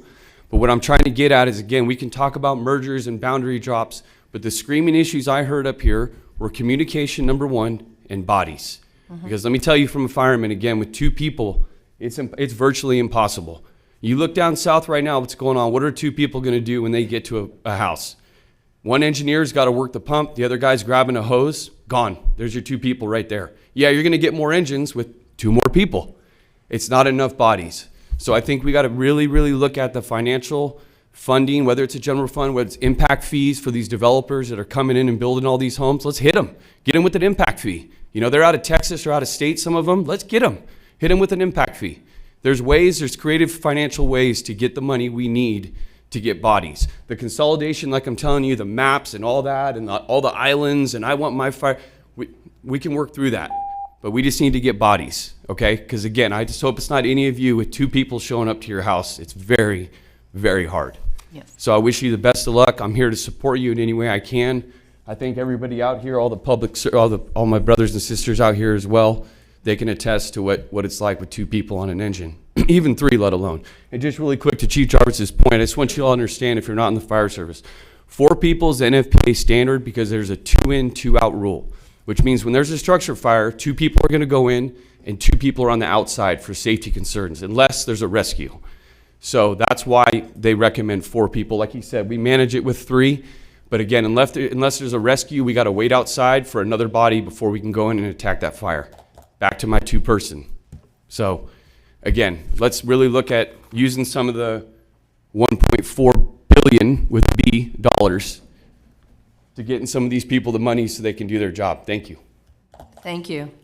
I think that was a direction to Placer County and not to LAFCO. I just want to be clear. Thank you. Yes, no, absolutely, heard that. Any other members of the public wish to comment on this? You've just stayed here because you had nothing else to watch or do tonight? Well, I appreciate you all. Oh, go ahead, yeah. So John Burns, I'm from Newcastle, and I'm on the Newcastle Fire Board as well. And I've gotten to know these guys. They do a great job, the firefighters. And I'm in favor of combining the forces to do whatever we need to do to raise that number, like my friend here said. Yeah. I was really surprised when I moved to Newcastle 11, 12 years ago that how little we have on fire support. Firefighters are first responders. There's no other first responders as far as I'm concerned. The police go after the cops, the bad guys, whatever. But the firefighters are the first responders. That word gets thrown around all the time, but they really are the only first responders in my mind. So we need to have the people there to have a level of safety within our community as we get bigger than that. So I'm one of the other biggest concerns I have is this talk about CAL FIRE. Okay, I have firsthand knowledge working with CAL FIRE in the aviation industry, and I'm very concerned about them coming in and trying to take over the world, is basically what it feels like. And, they're coming in and saying they're going to do this and do that. And the other thing is, I think LAFCO is going to approve the MSR, do some more studies, go through this, but it's going to go to the county, it's going to go to the supervisors. And I met a supervisor during the election process. And I asked him, I said, are you familiar with our plan here, the MSR, what we're going to do? And he goes, yeah, I'm very familiar with it. But CAL FIRE funded my election. And I said, really? Okay, so I get that, people fund elections and things like that, but I asked him again, so what do you think about it? What should we do? Should it really be part of CAL FIRE? Should it be just the communities? He said, well, again, CAL FIRE funded my campaign. He didn't even answer the question. So I'm really concerned about supervisors and their influences, and I think that it's really important that our communities control within the community, that it's not a statewide agency overseeing our community. It's the fire departments, it's the county, it's the supervisors that have decisions over the funding, and it's not a state-run thing. What's going on at McClellan with the airplanes down there, CAL FIRE, you're gonna hear about that in the news. It's overrun in budget like crazy. And I think that's what we're gonna see if they come in without clear decisions. There was no mention of budgets. There was no mention of any of that to the consultants. So I'm really worried about that. And I don't think we should consider in our small area here, in this county, in town and in relatively reasonable areas that CAL FIRE has complete control over that. So take that off the page completely. Let's focus on getting the firefighters what they need to do their jobs, having 3 to 4 guys in a truck, have paramedics, ALS. I think we can do it. I don't think it's going to take that much. So. Okay, thank you.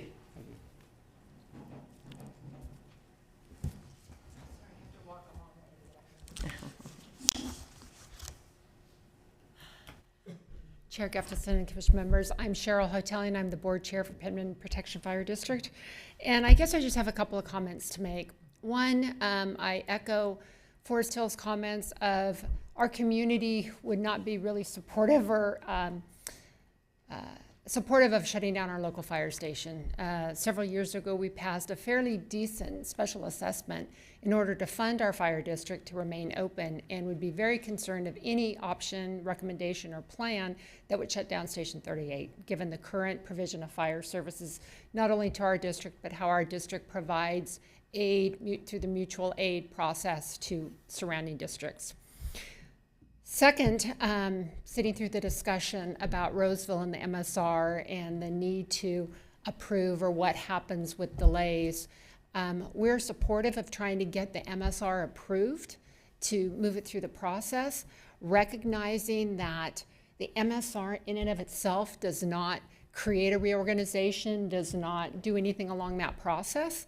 So I appreciate Triton's work on the information that they provided and the presentation they gave. But we are supportive of getting the MSR through for one very good reason. Our partners at Newcastle have an application pending before LAFCO that is being held up pending the approval of an MSR, and that's taken a couple of years. So when we think about what is the impact of the MSR, it's statutorily required, I understand that, every 5 years. It provides good background and good information. It doesn't create a reorganization. It doesn't create action in and of itself, but it can delay action on other formal processes before LAFCO. So we would urge that it be handled expeditiously through the process. Thank you. Thank you. Other comments? Go ahead and come on up.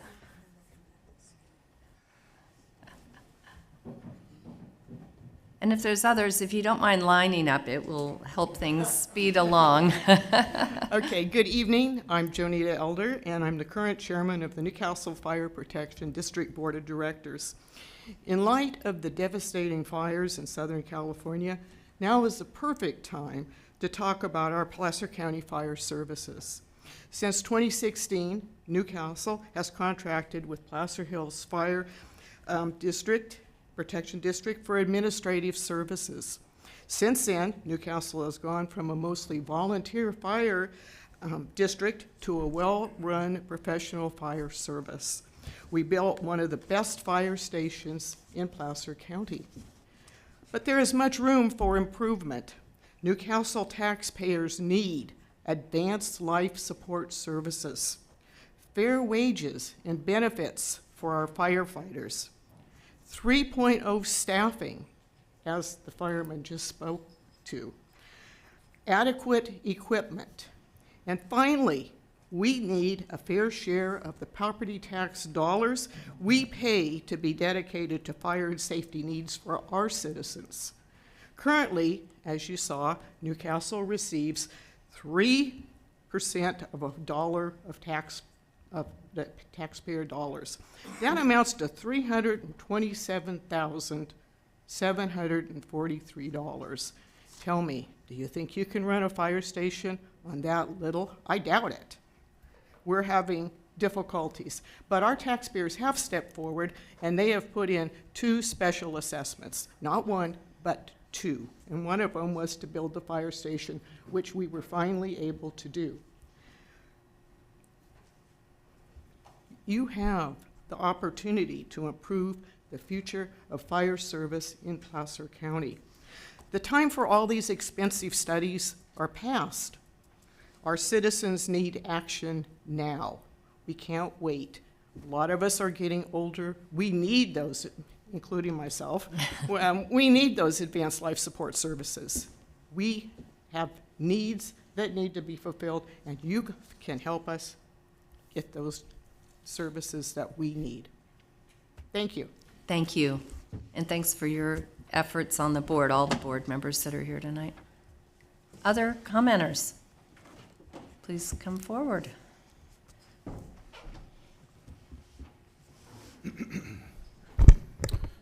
Good evening, Chair Gustafson and members of the commission. My name is Brian Estes. I'm the fire chief for the Placer County Fire Department. I just really wanted to go on record with a couple of statements based on one of the last contributors here at the podium. But before I do that, I wanted to thank all of you, thank my partners in the audience who I serve with proudly every day, and thank the public for the efforts and the enthusiasm and frankly just the seriousness in which we take fire and EMS in Placer County. I've been the fire chief here in Placer County for 9 years, and I've been in the fire service for 35 years. I also serve as the vice president for the Western Placer County Fire Chiefs Association, and I am a local government fire chief. The relationship that the state of California has had with Placer County has existed since 1952. And in that capacity, we serve a large portion of CSA 28, as many of you know. As Don Jarvis stated, the map he showed is 475 square miles with about $90 billion in assessed value, servicing 60,000 residents of our county. The actual overlay of jurisdiction for CSA 28 is closer to about 1,138 acres. We have a very large geographical response area within our fire department, and hence some of the things that Don talked about and some of the things that are referenced in this study are the challenges of being a very large, regionalized fire department that stretches from the valley floor in industrial and urbanized areas all the way to the crest of the Sierra. We recognize those challenges, and we really look forward, I personally look forward to working with county staff, our CEO, and our Board of Supervisors, who as the county fire chief I report to, as a local government fire chief, to find ways to work toward that. What I want to make really clear is that we are stronger when my partners are stronger. I have no dog in this fight. I'm not looking to take over, and in fact, to the contrary of what the gentleman behind me said, it's against the law for CAL FIRE to seek out mergers, to seek out consolidations. We don't do it. And I have no interest in doing that. What I have an interest in doing is being a strong partner to our special districts, a strong partner to our cities that we work with day in and day out every single minute of the day. So I think that's kind of a misnomer that I want to make really clear. We're not out there, you know, many MSRs and many service studies will recommend CAL FIRE or County Fire as a part of a consolidation or a merger. That doesn't always mean that CAL FIRE is the best bet. And in many cases, County Fire and CAL FIRE across our state, while we provide local government services across the board, it's not always the best option. The best option is for us to be a great partner. And I just wanted to be really clear about also that we do not fund elected officials. Labor unions endorse elected officials. Our labor union does, as well as the labor union representative sitting behind me. CAL FIRE is a state agency, and the Placer County Fire Department has not funded elected officials. So thank you very much for your time. Thank you, Chief. Are there other commenters?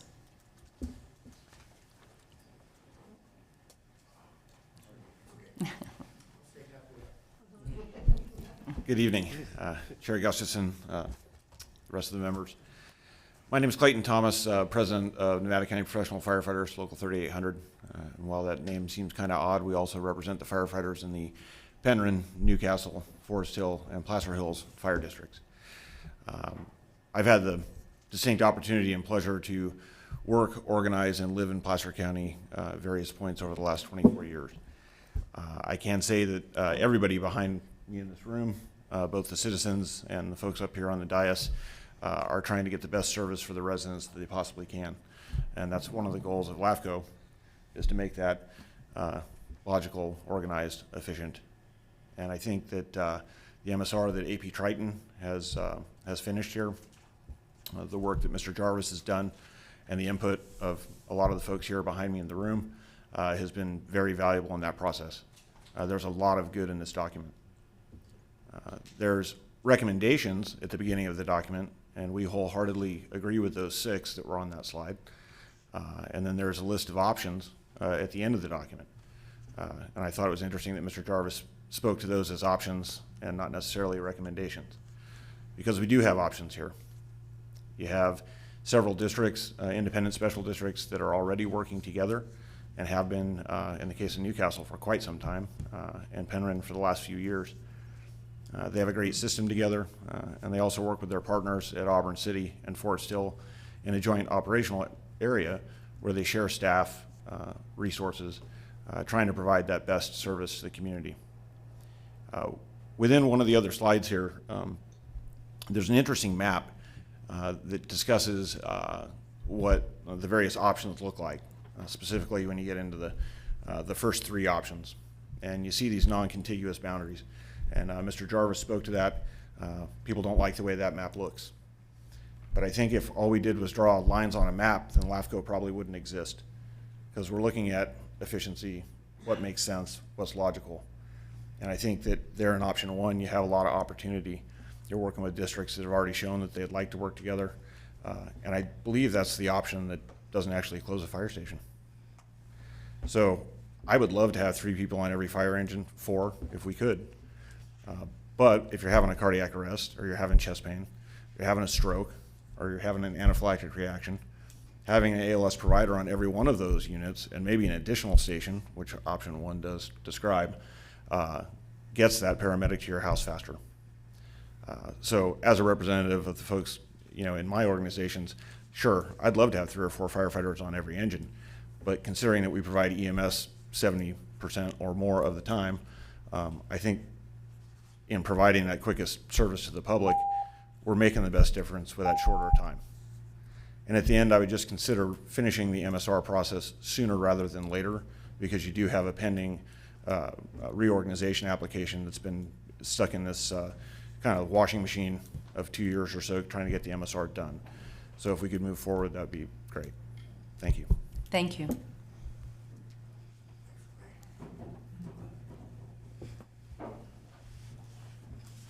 Good evening. Good evening. Chair Gustafson, Commission. I'm sorry if you're getting tired of hearing my voice, but we appreciate all you're considering for us. It's really important. I've been a fire chief in Placer County since 1994. Started in the fire service in the early 80s. I've seen multiple MSRs. I've seen almost a dozen county-funded studies on what to do with the fire service. And every one of them didn't give us any good advice. They were garbage. Chief Jarvis and his company have written an MSR that gives us direction. It's clear to us, and we fully support it. Yeah, I don't like every little detail in it, but overall, it's the best document I've ever seen, and it paints a clear picture. Couple quick points, and then I won't belabor it. We agree that option one is the best option to put the districts together. We've always thought that. But the fire districts are independent, and they're elected boards, and their people need to make those decisions. But as a great start to this, Newcastle and Placer Hills will have an application before you as soon as we can do it to merge those two districts. 100% supported by both elected boards, strong public support, union support, and unanimous support of every employee in both those districts. We're in a hurry because Newcastle's going to fail. Not hyperbole. We don't have the funding to pay. They're not in PERS. I can't pay fair salaries. I'll lose those employees if we don't get this application before you quickly, and then before the Board of Supervisors by fiscal year. So we're in a hurry. So any delay in this further is a problem for me. But in closing, the joining Newcastle and Placer Hills does no harm to any other fire district. It does no harm to our Placer County fire partners. It will increase the level of service to ALS overnight. I have the staff and the equipment to do it right now. And it's strongly desired by all of us. And it stops no future mergers, annexations. It stops nothing in the future. I don't see any negatives. The only thing I would close you with, the option one plan works financially. Chief Jarvis's people have vetted the numbers. My staffs have vetted the numbers. They're all audited. We close 0 stations. And it's not a fair argument, but I'll use it anyway. If any of us can convince one mother in our fire districts, that closing a station makes sense, you'll never hear from me again, but you won't be able to find that mother. Yes, ma'am. So thank you so much for all you're doing. I know this is tough stuff. Thank Appreciate you. y'all. Thank you, Chief. Yes, ma'am. Appreciate it. And keep coming. Hi, my name's Tim Monroe. I volunteer for the Greater Auburn Fire City Council. I have been on for 1 year now. I work from time to time in the South Placer area, Penryn, Newcastle, Auburn, Bowman, so I work with all the different fire districts that we're talking about in those surrounding areas. And I'd just like to say that this has taken a couple years to get this far. So I'm kindly coming before you now to request no additional delays, that you move forward with the MSR so that we can address these financial and application issues. Thank you. Thank you.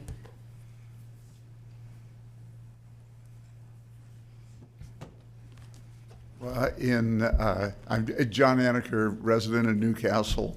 I'm a newbie in this area, only 7 years. But I sort of come up with a amen to Chief Gao's comments as well as the comments you just heard. Newcastle is certainly a rural area, and I grew up in the suburbs, but moved here from the city, and the sense of community in my one-person experience is radically different between a city and a suburb and a rural area. I get neighbors, sometimes we get new neighbors, somebody moves out, somebody moves in, or occasionally somebody builds a house and moves into that. But those are, they are instantly new people of kind of an informal extended family, you know, and we have to watch out for each other. And one of the first things I learned is have an alternative escape route if a wildfire blocks your regular path. So I talked with one of my neighbors who was putting in a fence, and I said, hey, how about making an escape area so if we need to, we can go through your property and get to your road? And she said, great. And I said, and it works the other way too. If yours is blocked and you got to get to mine, just open the gate and come on through. You have permission already. That's maybe an illustration of the spirit of a community sense. And we are delighted with the fire service we have. You've heard me say before, I'm amazed at the quality of service we get for the amount of money we're paying. But living on a fixed income, I'll admit I'm not anxious to spend more money, but you know, safety is paramount. And early on in the meeting, the one word that kept hitting me was the word efficiency. And if in our specific immediate thing, Placer Hills and Newcastle can become one fire district, that's going to increase efficiencies. And living in Newcastle, I don't want Newcastle to fail. I want it to succeed. And we know operationally we already succeed, and the administrative aspect we're delighted with. So my encouragement is do what you can for us little folks out there in the boondocks. Thank you. Thank you. You know, and I apologize, I was negligent in the speaker cards because they were buried under all my paperwork. So those of you, I think I've gotten everybody, but Kathy, you put in a speaker card, so let me call you up. I'm putting you on the spot, Kathy. You are. Okay. I'm Kathy Baxter, Greater Auburn Area Fire Safe Council. Thank you for this opportunity. After listening to all of it, I'll just cut my statement shorter and just ask that the commission accept the MSR with the sphere of influence that allows Newcastle Placer reorganization. Thank you. Thank you, Kathy. Did I miss anyone else who put in a speaker card? Because I think you've all spoken, but I want to make sure. My apologies. Is there anyone else who would like to address the commission? Here in the room? Again, my apologies. Okay. We'll go online. If you're online and would like to address the commission, please raise your hand in Zoom.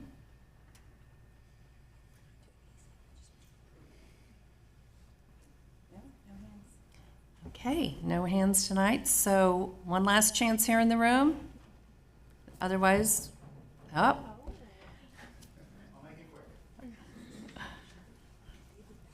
The last words of the evening. Thank you. Yeah. Good evening. I know it's been 3 hours already, so I'll make it quick. Diego Heimlich, Penryn Fire Protection Department, and I am proud to be one of the newly elected board members. And I say that I'm proud because just this past year, Penryn celebrated 100 years of operation, and we would like to keep it that way. We would like to keep going and providing service to the members of our community. And one of the most important steps that we can undertake at this point, and my request to you, is that you avoid any delays in approving the MSR. It's already taken 2 years to get to the point that we are today. And to quote the words of Mr. Walker, I would submit to you that it is adequate and complete as it is. It has taken 2 years to gather that information and to present that to you. And any further delays will also provide a detriment to our neighbors in Placer Hills as well as Newcastle. So first of all, please avoid any delays in approving that MSR. And secondly, and most importantly, as we look to the future and look at any options that we might undertake in the future, I would urge you to avoid any option that would result in closing Station 38 or any other station that has been mentioned in the presentation today. We want to continue providing services to our community, service that is quick, efficient, and service that is provided by our competent members of the stations that work diligently to provide those services. So thank you, and I know I spoke very quick to try to rush through. Well said, thank you. Okay, then I'm going to close the public comment period, and we'll bring it back to the commission. I've been asked to take a break, so 5 minutes, and we'll reconvene. So we'll take a 5-minute break. Thank you.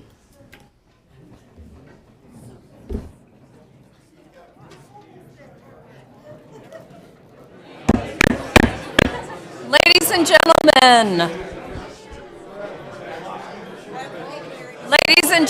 I'm going to reconvene the commission meeting.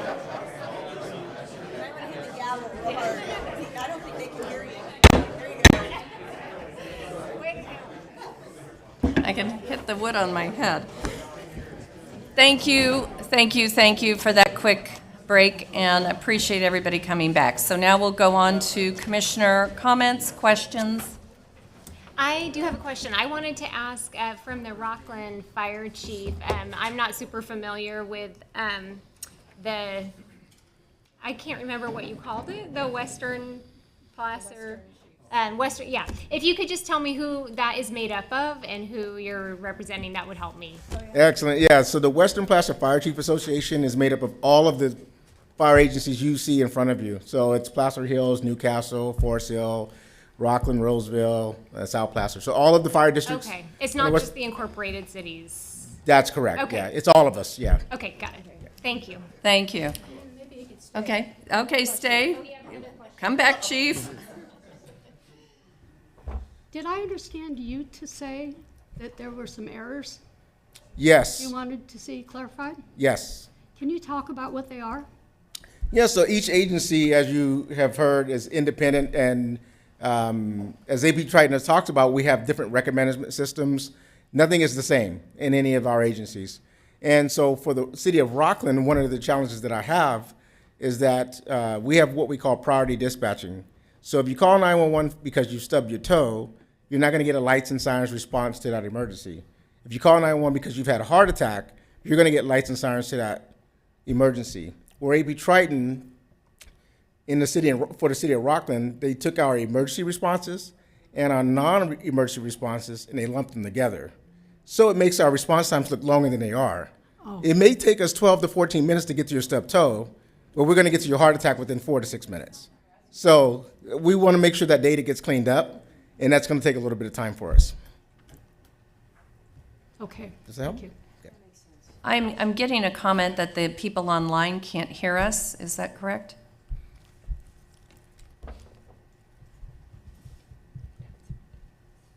Has that been testing? Is that now fixed? Can you hear us, those of you online? Maybe Michael could answer since he's Michael, can you hear us? Yes, I can. Yep. Was there any? Loud and clear. Okay. Okay. Can we switch him to presenter? We tried before, and okay, Mr. Bass, did you want to speak? No, I was just letting you know the sound was back. Okay, great. Thank you. Okay. Other comments, questions? Yes, Ms. Commissioner Rohan. Yes, I do have a question. I've heard, I think, 2 people talk about this going eventually to the Board of Supervisors, and what is that? Sure. So LAFCO, as we've discussed here, we do the service review, the report card. We do the sphere of influence update for all the cities and all the special districts. That's what we are tasked to do. Now, once we have those 2, let's just call them studies, right? You have the service review study, the sphere of influence update, and those are done. An agency now has a current sphere and a current service review. Then they can go to LAFCO and submit an application, whether it's for a city annexation, a city detachment, a consolidation, a reorganization, et cetera. So that is a separate process. So let me just very quickly explain that process. So LAFCO receives the application, And then we start noticing, right? And then it first goes to, under the Revenue and Taxation Code 99, subsection D, because we do not have a tax sharing agreement with the cities or the special districts, so we must go under 99D. The assessor has, I believe, 30 days to do the calculations for the assessed values in the proposal area. And then it goes to the auditor for 45 days. And then it goes to the Board of Supervisors for 90 days. And during that period, if it is a city project, if a city is involved, the city negotiates on its behalf and the county negotiates on its behalf. If it is a special district project and there is no city involvement, the county negotiates on behalf of the special district. So the county, again, is, in a sense, negotiating with itself because of the special district. Now, in this county, the Placer County does have policies that allows them to take a proposal to their Board of Supervisors. So there's all of these deadlines in statute, the 30 days, the 45 days, the 60 days, et cetera. But if those deadlines are not met, there is no stick. There is no carrot either, right? There is, what happens, because I've seen this several times in other counties, and some of I won't name names, but in some counties it can take years. And so what happens is let's say if a city submits the annexation and the city says, gee, LAFCO, we've been trying to negotiate with the county, but we just cannot come to an agreement. The only available option for LAFCO is to hire a third-party mediator. But the two agencies do not have to accept those, that third-party outside opinion.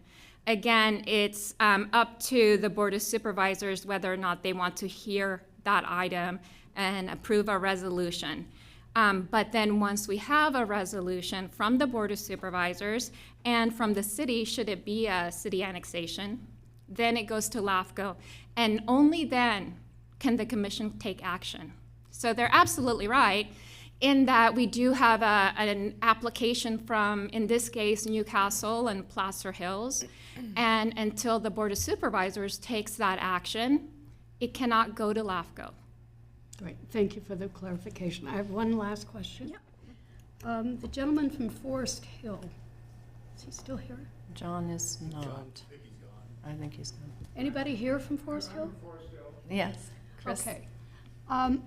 Can you clarify, was his request also to have some clarifying information put in the MSR? Yes, absolutely. I believe all of the districts and the cities have submitted comments. I know that the city of Lincoln provided additional comments regarding some funding or numbers. It was all related to finance that they need amended.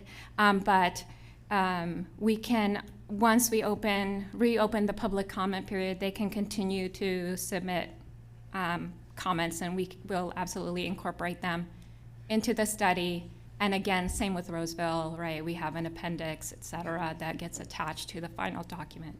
So just for clarification, at our future meeting, question is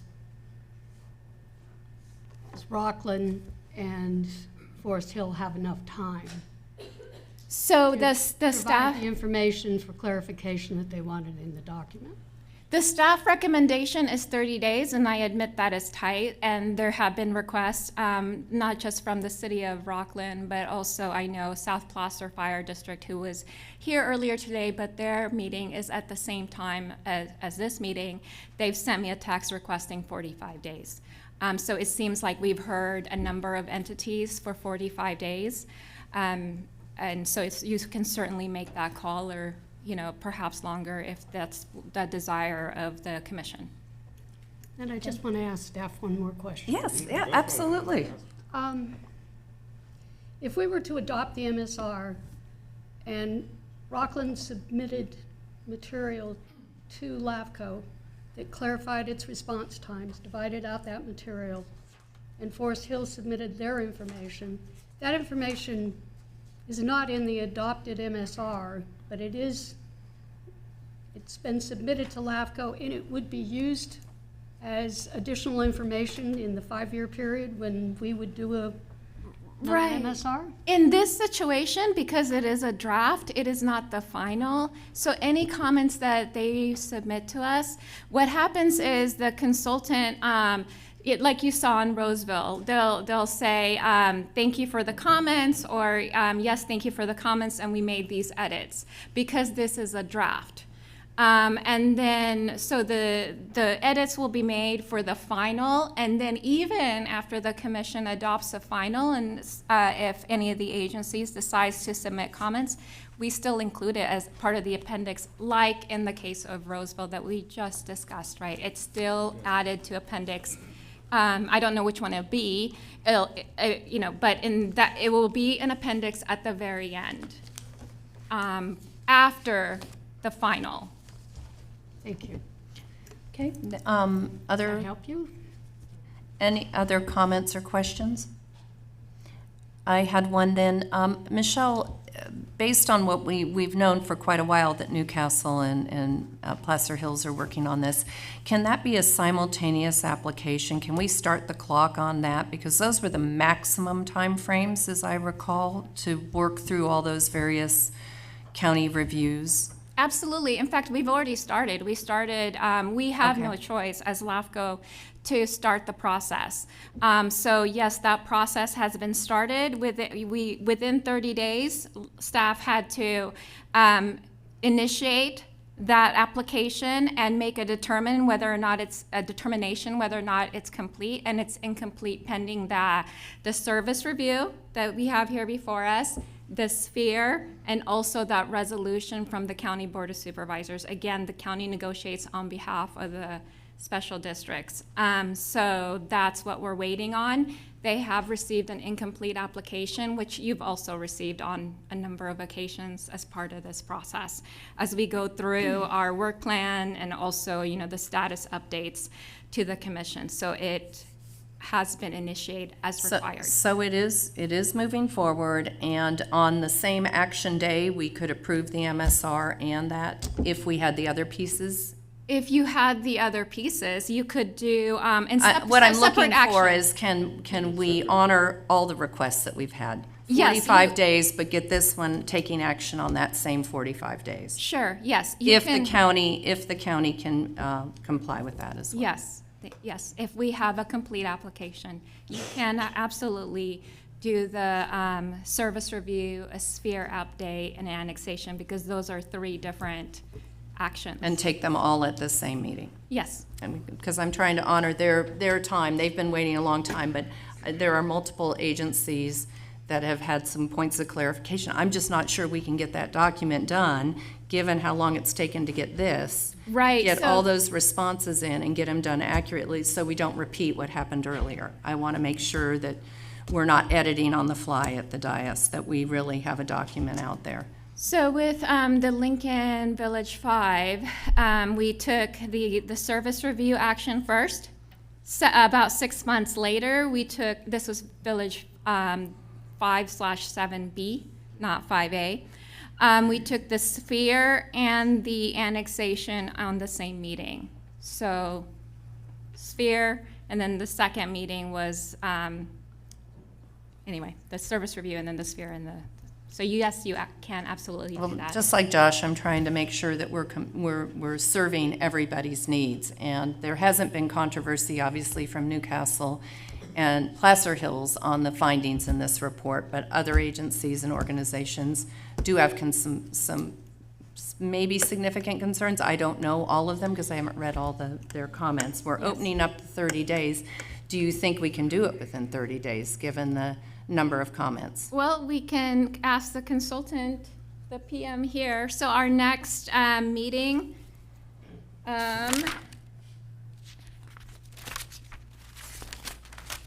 is, when is it? On the February 19th. And that would mean we publish ahead of that. Yes, So- about a week. Yeah, so that means everything has to be reviewed and back, yeah. Okay. So, yeah, I just want to say that we've already received dozens of comments and edits and clarifications on the document, and we made those changes as they came through, including some from Rocklin and virtually every other agency.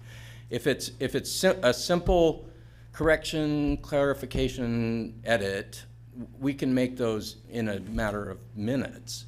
If it's analysis, if there's a problem with analysis, that's a whole different category. For instance, separating out the code 3 critical calls from the non-critical calls. That's a whole analysis that the information wasn't available to us when we did the report. So if we need to get into that, I can't do that in a day or two. Mhm. Right? So a lot of it has to do right from the very beginning of this project. When do we get the information to begin our work? So I can't answer your question any Yeah. better than that. I recognize that. Okay, other comments or questions? I'm not seeing any. So you have a proposed, we're opening the public comment period, and I think the only question is how long will that public comment period? Right, and I think we've heard 30 days and 45 days, so I'm just waiting for direction from the Yes. commission. Mhm. So I do have a comment. Mhm. Sorry. The only thing I want to say is after hearing everybody's comments tonight, hopefully, and this is kind of a no-brainer, so I'm sure you're going to say, yeah, that's what we do. But if we can kind of go by maybe it sounds like a lot of them want number one. Main thing is I want to make sure that every fire station, every municipality, has representation. I mean, coming from, I'll just say this, I grew up in Penryn, while I live in Loomis now, I can tell you that it is very hard coming from a small town where you don't have an actual fire department, or even harder when you don't have your own police. I just want to mention that I know what that's like. I know I've lived in both Penryn and Loomis, and it is very important that every town, city has their own fire needs. So, To use Commissioner Alpine's words earlier, you could split the baby and have a special meeting later in February to ensure the extra time, because Amy, when is our March meeting? the 12th, right? Is it March 12th? March 12th, that's right. Yes, I apologize. You know what I mean? It's, I need dinner. So you could. Don't we all? If you, right. I'm just, again, as one other option that is not identified certainly, but you could do a special meeting and cancel the February and schedule a later meeting. And so looking at that 45-day request, and then simultaneously seeing if we can get the rest of the application done for Newcastle and Placer Hills at that same meeting? I was just going to say, if you're looking at the three elements, right, there's the MSR, there's the SOI, right, that's still out, and then there's this kind of a negotiation with the county, right? Where are they in that process? Is that really going to be completed in 30 days, or is it more like a 45, 60 Right, days? I cannot, So I don't see where that bearing of us shortening it up is.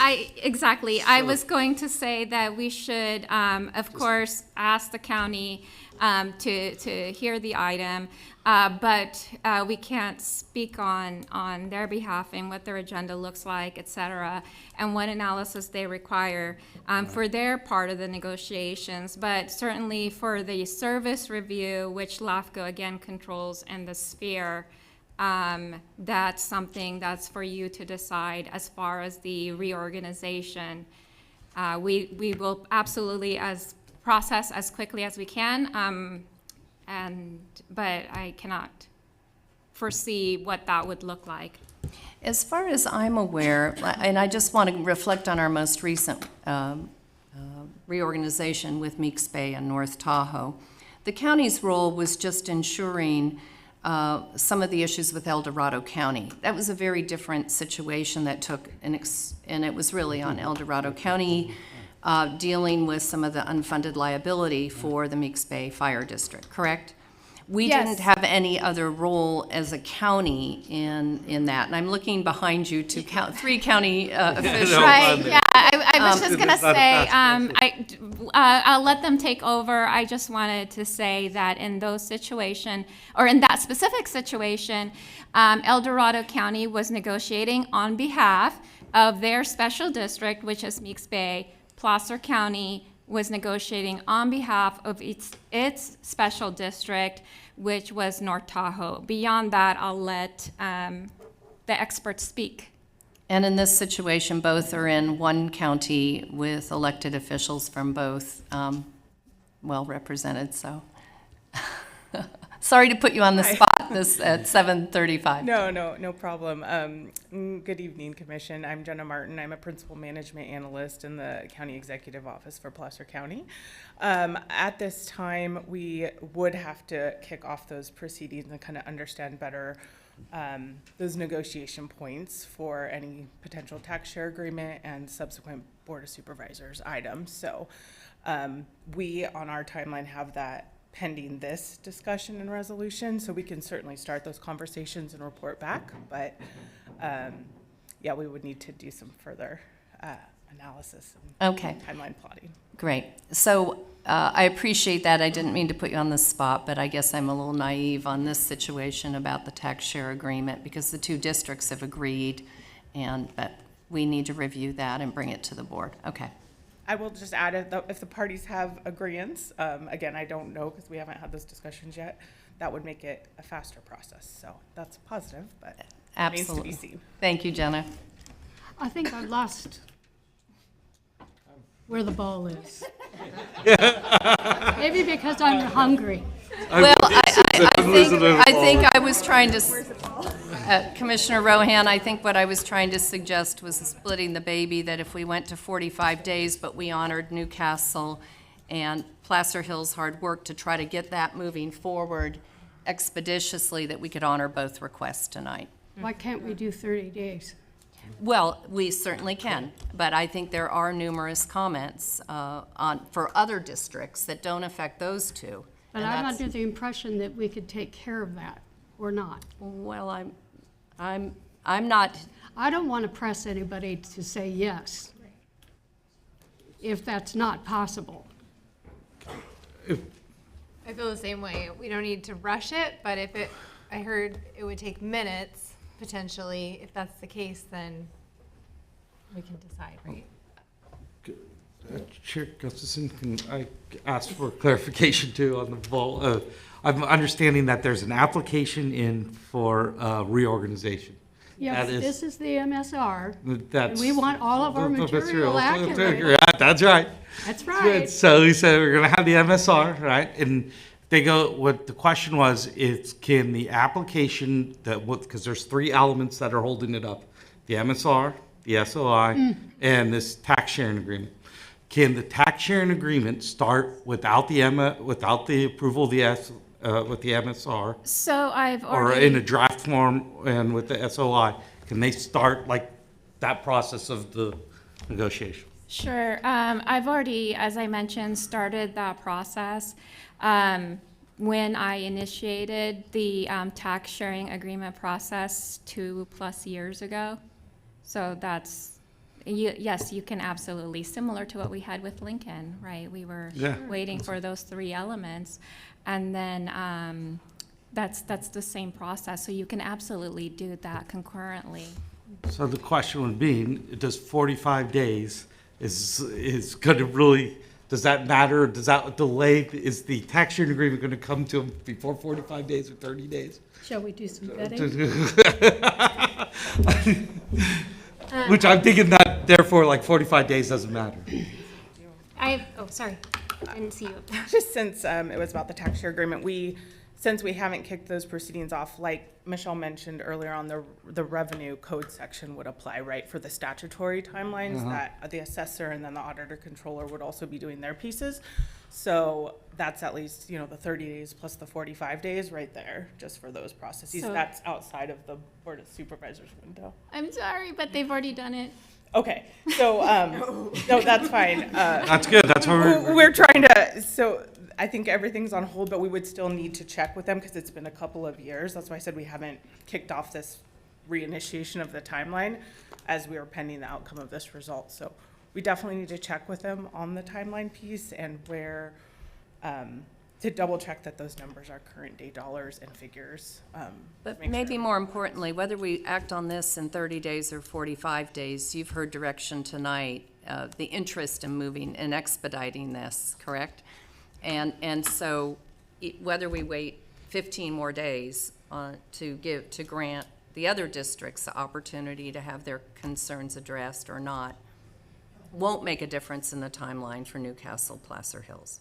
Because you're not waiting, they don't have to wait. They can be taken on the same day if it's ready. Absolutely, but as I mentioned. Yeah, Concurrently. concurrently. Okay, I just wanted to make sure that was clear. Okay.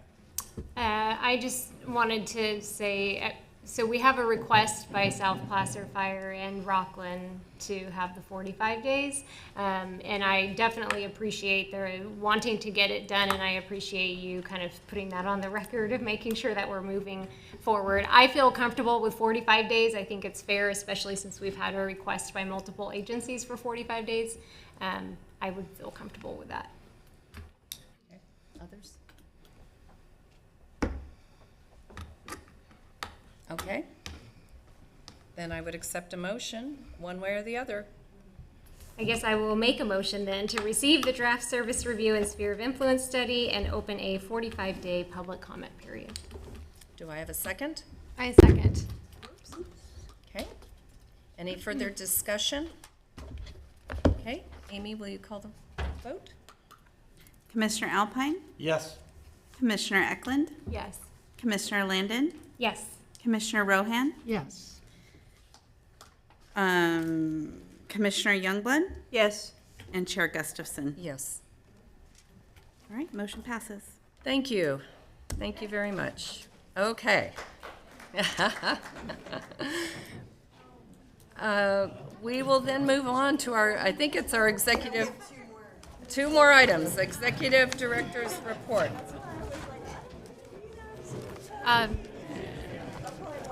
Is it possible, Michael, if we just ask for, if anybody wants to make public comments on 6C and 6D? Oh, I'm sorry, 6D, the Rocklin service review, and the South Placer MUD service review, knowing that, and again, we will have a presentation for both items at the special meeting on the 15th, but this item was right, it was noticed, and so we need to continue it to a date certain, which is April 15th. So I guess my question is, can we just combine it? Well, you don't have to take public comment. You can go ahead and have the commission take action to continue those items. No. You can do it in one motion. I believe what he said is we don't have to take public comment because it's already noticed that it will be continued till. I do have a question in my Okay. agenda. It says continue to a special meeting on January 15th. Right. Is that's right, right? We did receive direction from the commission. Okay, I just wanted to make sure that was the right date. So it's next Wednesday. Yes, it's not on this presentation, it's the next one. So we're not bringing either of those items up tonight, is that correct? Correct. So, okay. Okay. Okay. So, Michelle, then we'll move on to business item 7A, Executive Officer's Report. Thank you, Chair. I'm going to put, poor Amanda. Amanda's been sitting here waiting for this item for 3.5 hours. But, so So let me just, for those of you who are new, Amanda Ross is our acting assistant executive officer. We do have a position that she is currently, an open position that she is currently. Excuse me, Sophie, could you close the door? Oh, thank you. Oh, I'm sorry. Yeah. That's okay. I just wanted to rush through. Okay, so for those of you who are new, Amanda Ross is the acting assistant executive officer. She's filling a vacant position that we have, and she's been with us for a number of months. And she, if you missed it, she was here doing the presentation for the Mixed Bay North Tahoe, which consolidation, which again was approved. And then she's also working on, she's been working on the Rocklin service review. And so that's the presentation you will receive from Amanda next week. And she's also working as a project manager for the South Placer Municipal Utility District and a number of all of these service review studies that again are high priority items, including the Newcastle Placer Hills application, which she's met with them a couple of times and has been working on their plan for services. Again, because we have been processing this review.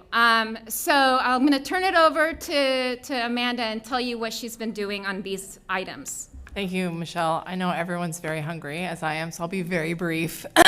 So City of Rocklin draft is ready to go. I'll be giving a short presentation about the service review and sphere of influence study. Nothing is crazy. We're keeping the sphere of influence as is, and just introducing Rocklin because there has never been a service review for the City of Rocklin. So this would be their first one.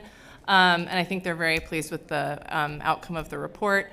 And then I kicked off the Town of Loomis service review. We met with the town manager and Commissioner Youngblood and went over the process. They're getting their data to me hopefully by the end of this month, and I'm hoping to get a site visit in this month as well so we can get the ball really rolling on that service review. And then, as Michelle mentioned, I did meet with Newcastle and Placer Hill and got their plan for services. So we have that part of the application, so that's complete, and we are still waiting on a few more things, including the service review that you guys opened today for public comment, which is great. So yeah, you know, we're chugging along through all of the reports, service reviews, and projects, and we'll keep you up to date as more come in and as we work through more service reviews. So I do want to mention, because it's not included, but it's still at the staff level. We have not met with the city, so this will be news to them. But at the staff level, because the city of Colfax has not had a service review, as well as the surrounding special districts, Amanda, I don't want to take any credit from her because she's doing it on her own. She has been doing a lot of research in the background so that when we do meet with the city of Colfax, and we're hoping in February, we have the background information from their general plan and any existing information, so we're not asking them to to provide duplicate information. So that is coming. That service review includes one city. It includes 3 water purveyors or providers, and then a CSD, which is dysfunctional and has not met in, I think, at least a decade with nothing. So Amanda has plenty on her plate, and definitely we are ramping up as she has more hours available now, starting this year and into the spring. That concludes my presentation. Thank you. Any questions, commissioners? Any public comment on this item? Okay. Amanda, thank you for all your help in stepping in. I know we have quite a workload, and Amy and Michelle have been doing an outstanding job, but your resources are very needed and appreciated. So Thank you. It's been a pleasure working for the county. Great. Good. Then with that, I would go to correspondence. Do we have any correspondence? So I am so sorry. No, we do not. Okay. Thank we you. were done. And now on to commissioner comments and any opportunities for reports from the commissioners. We've said enough tonight. Okay. And then with that, I would look for a motion to adjourn. done making motions. Move to adjourn. I'll second. All in favor? Aye. Aye. Any opposed? Okay, thank you very much. We adjourned at 7:50. We're not going to spend the night.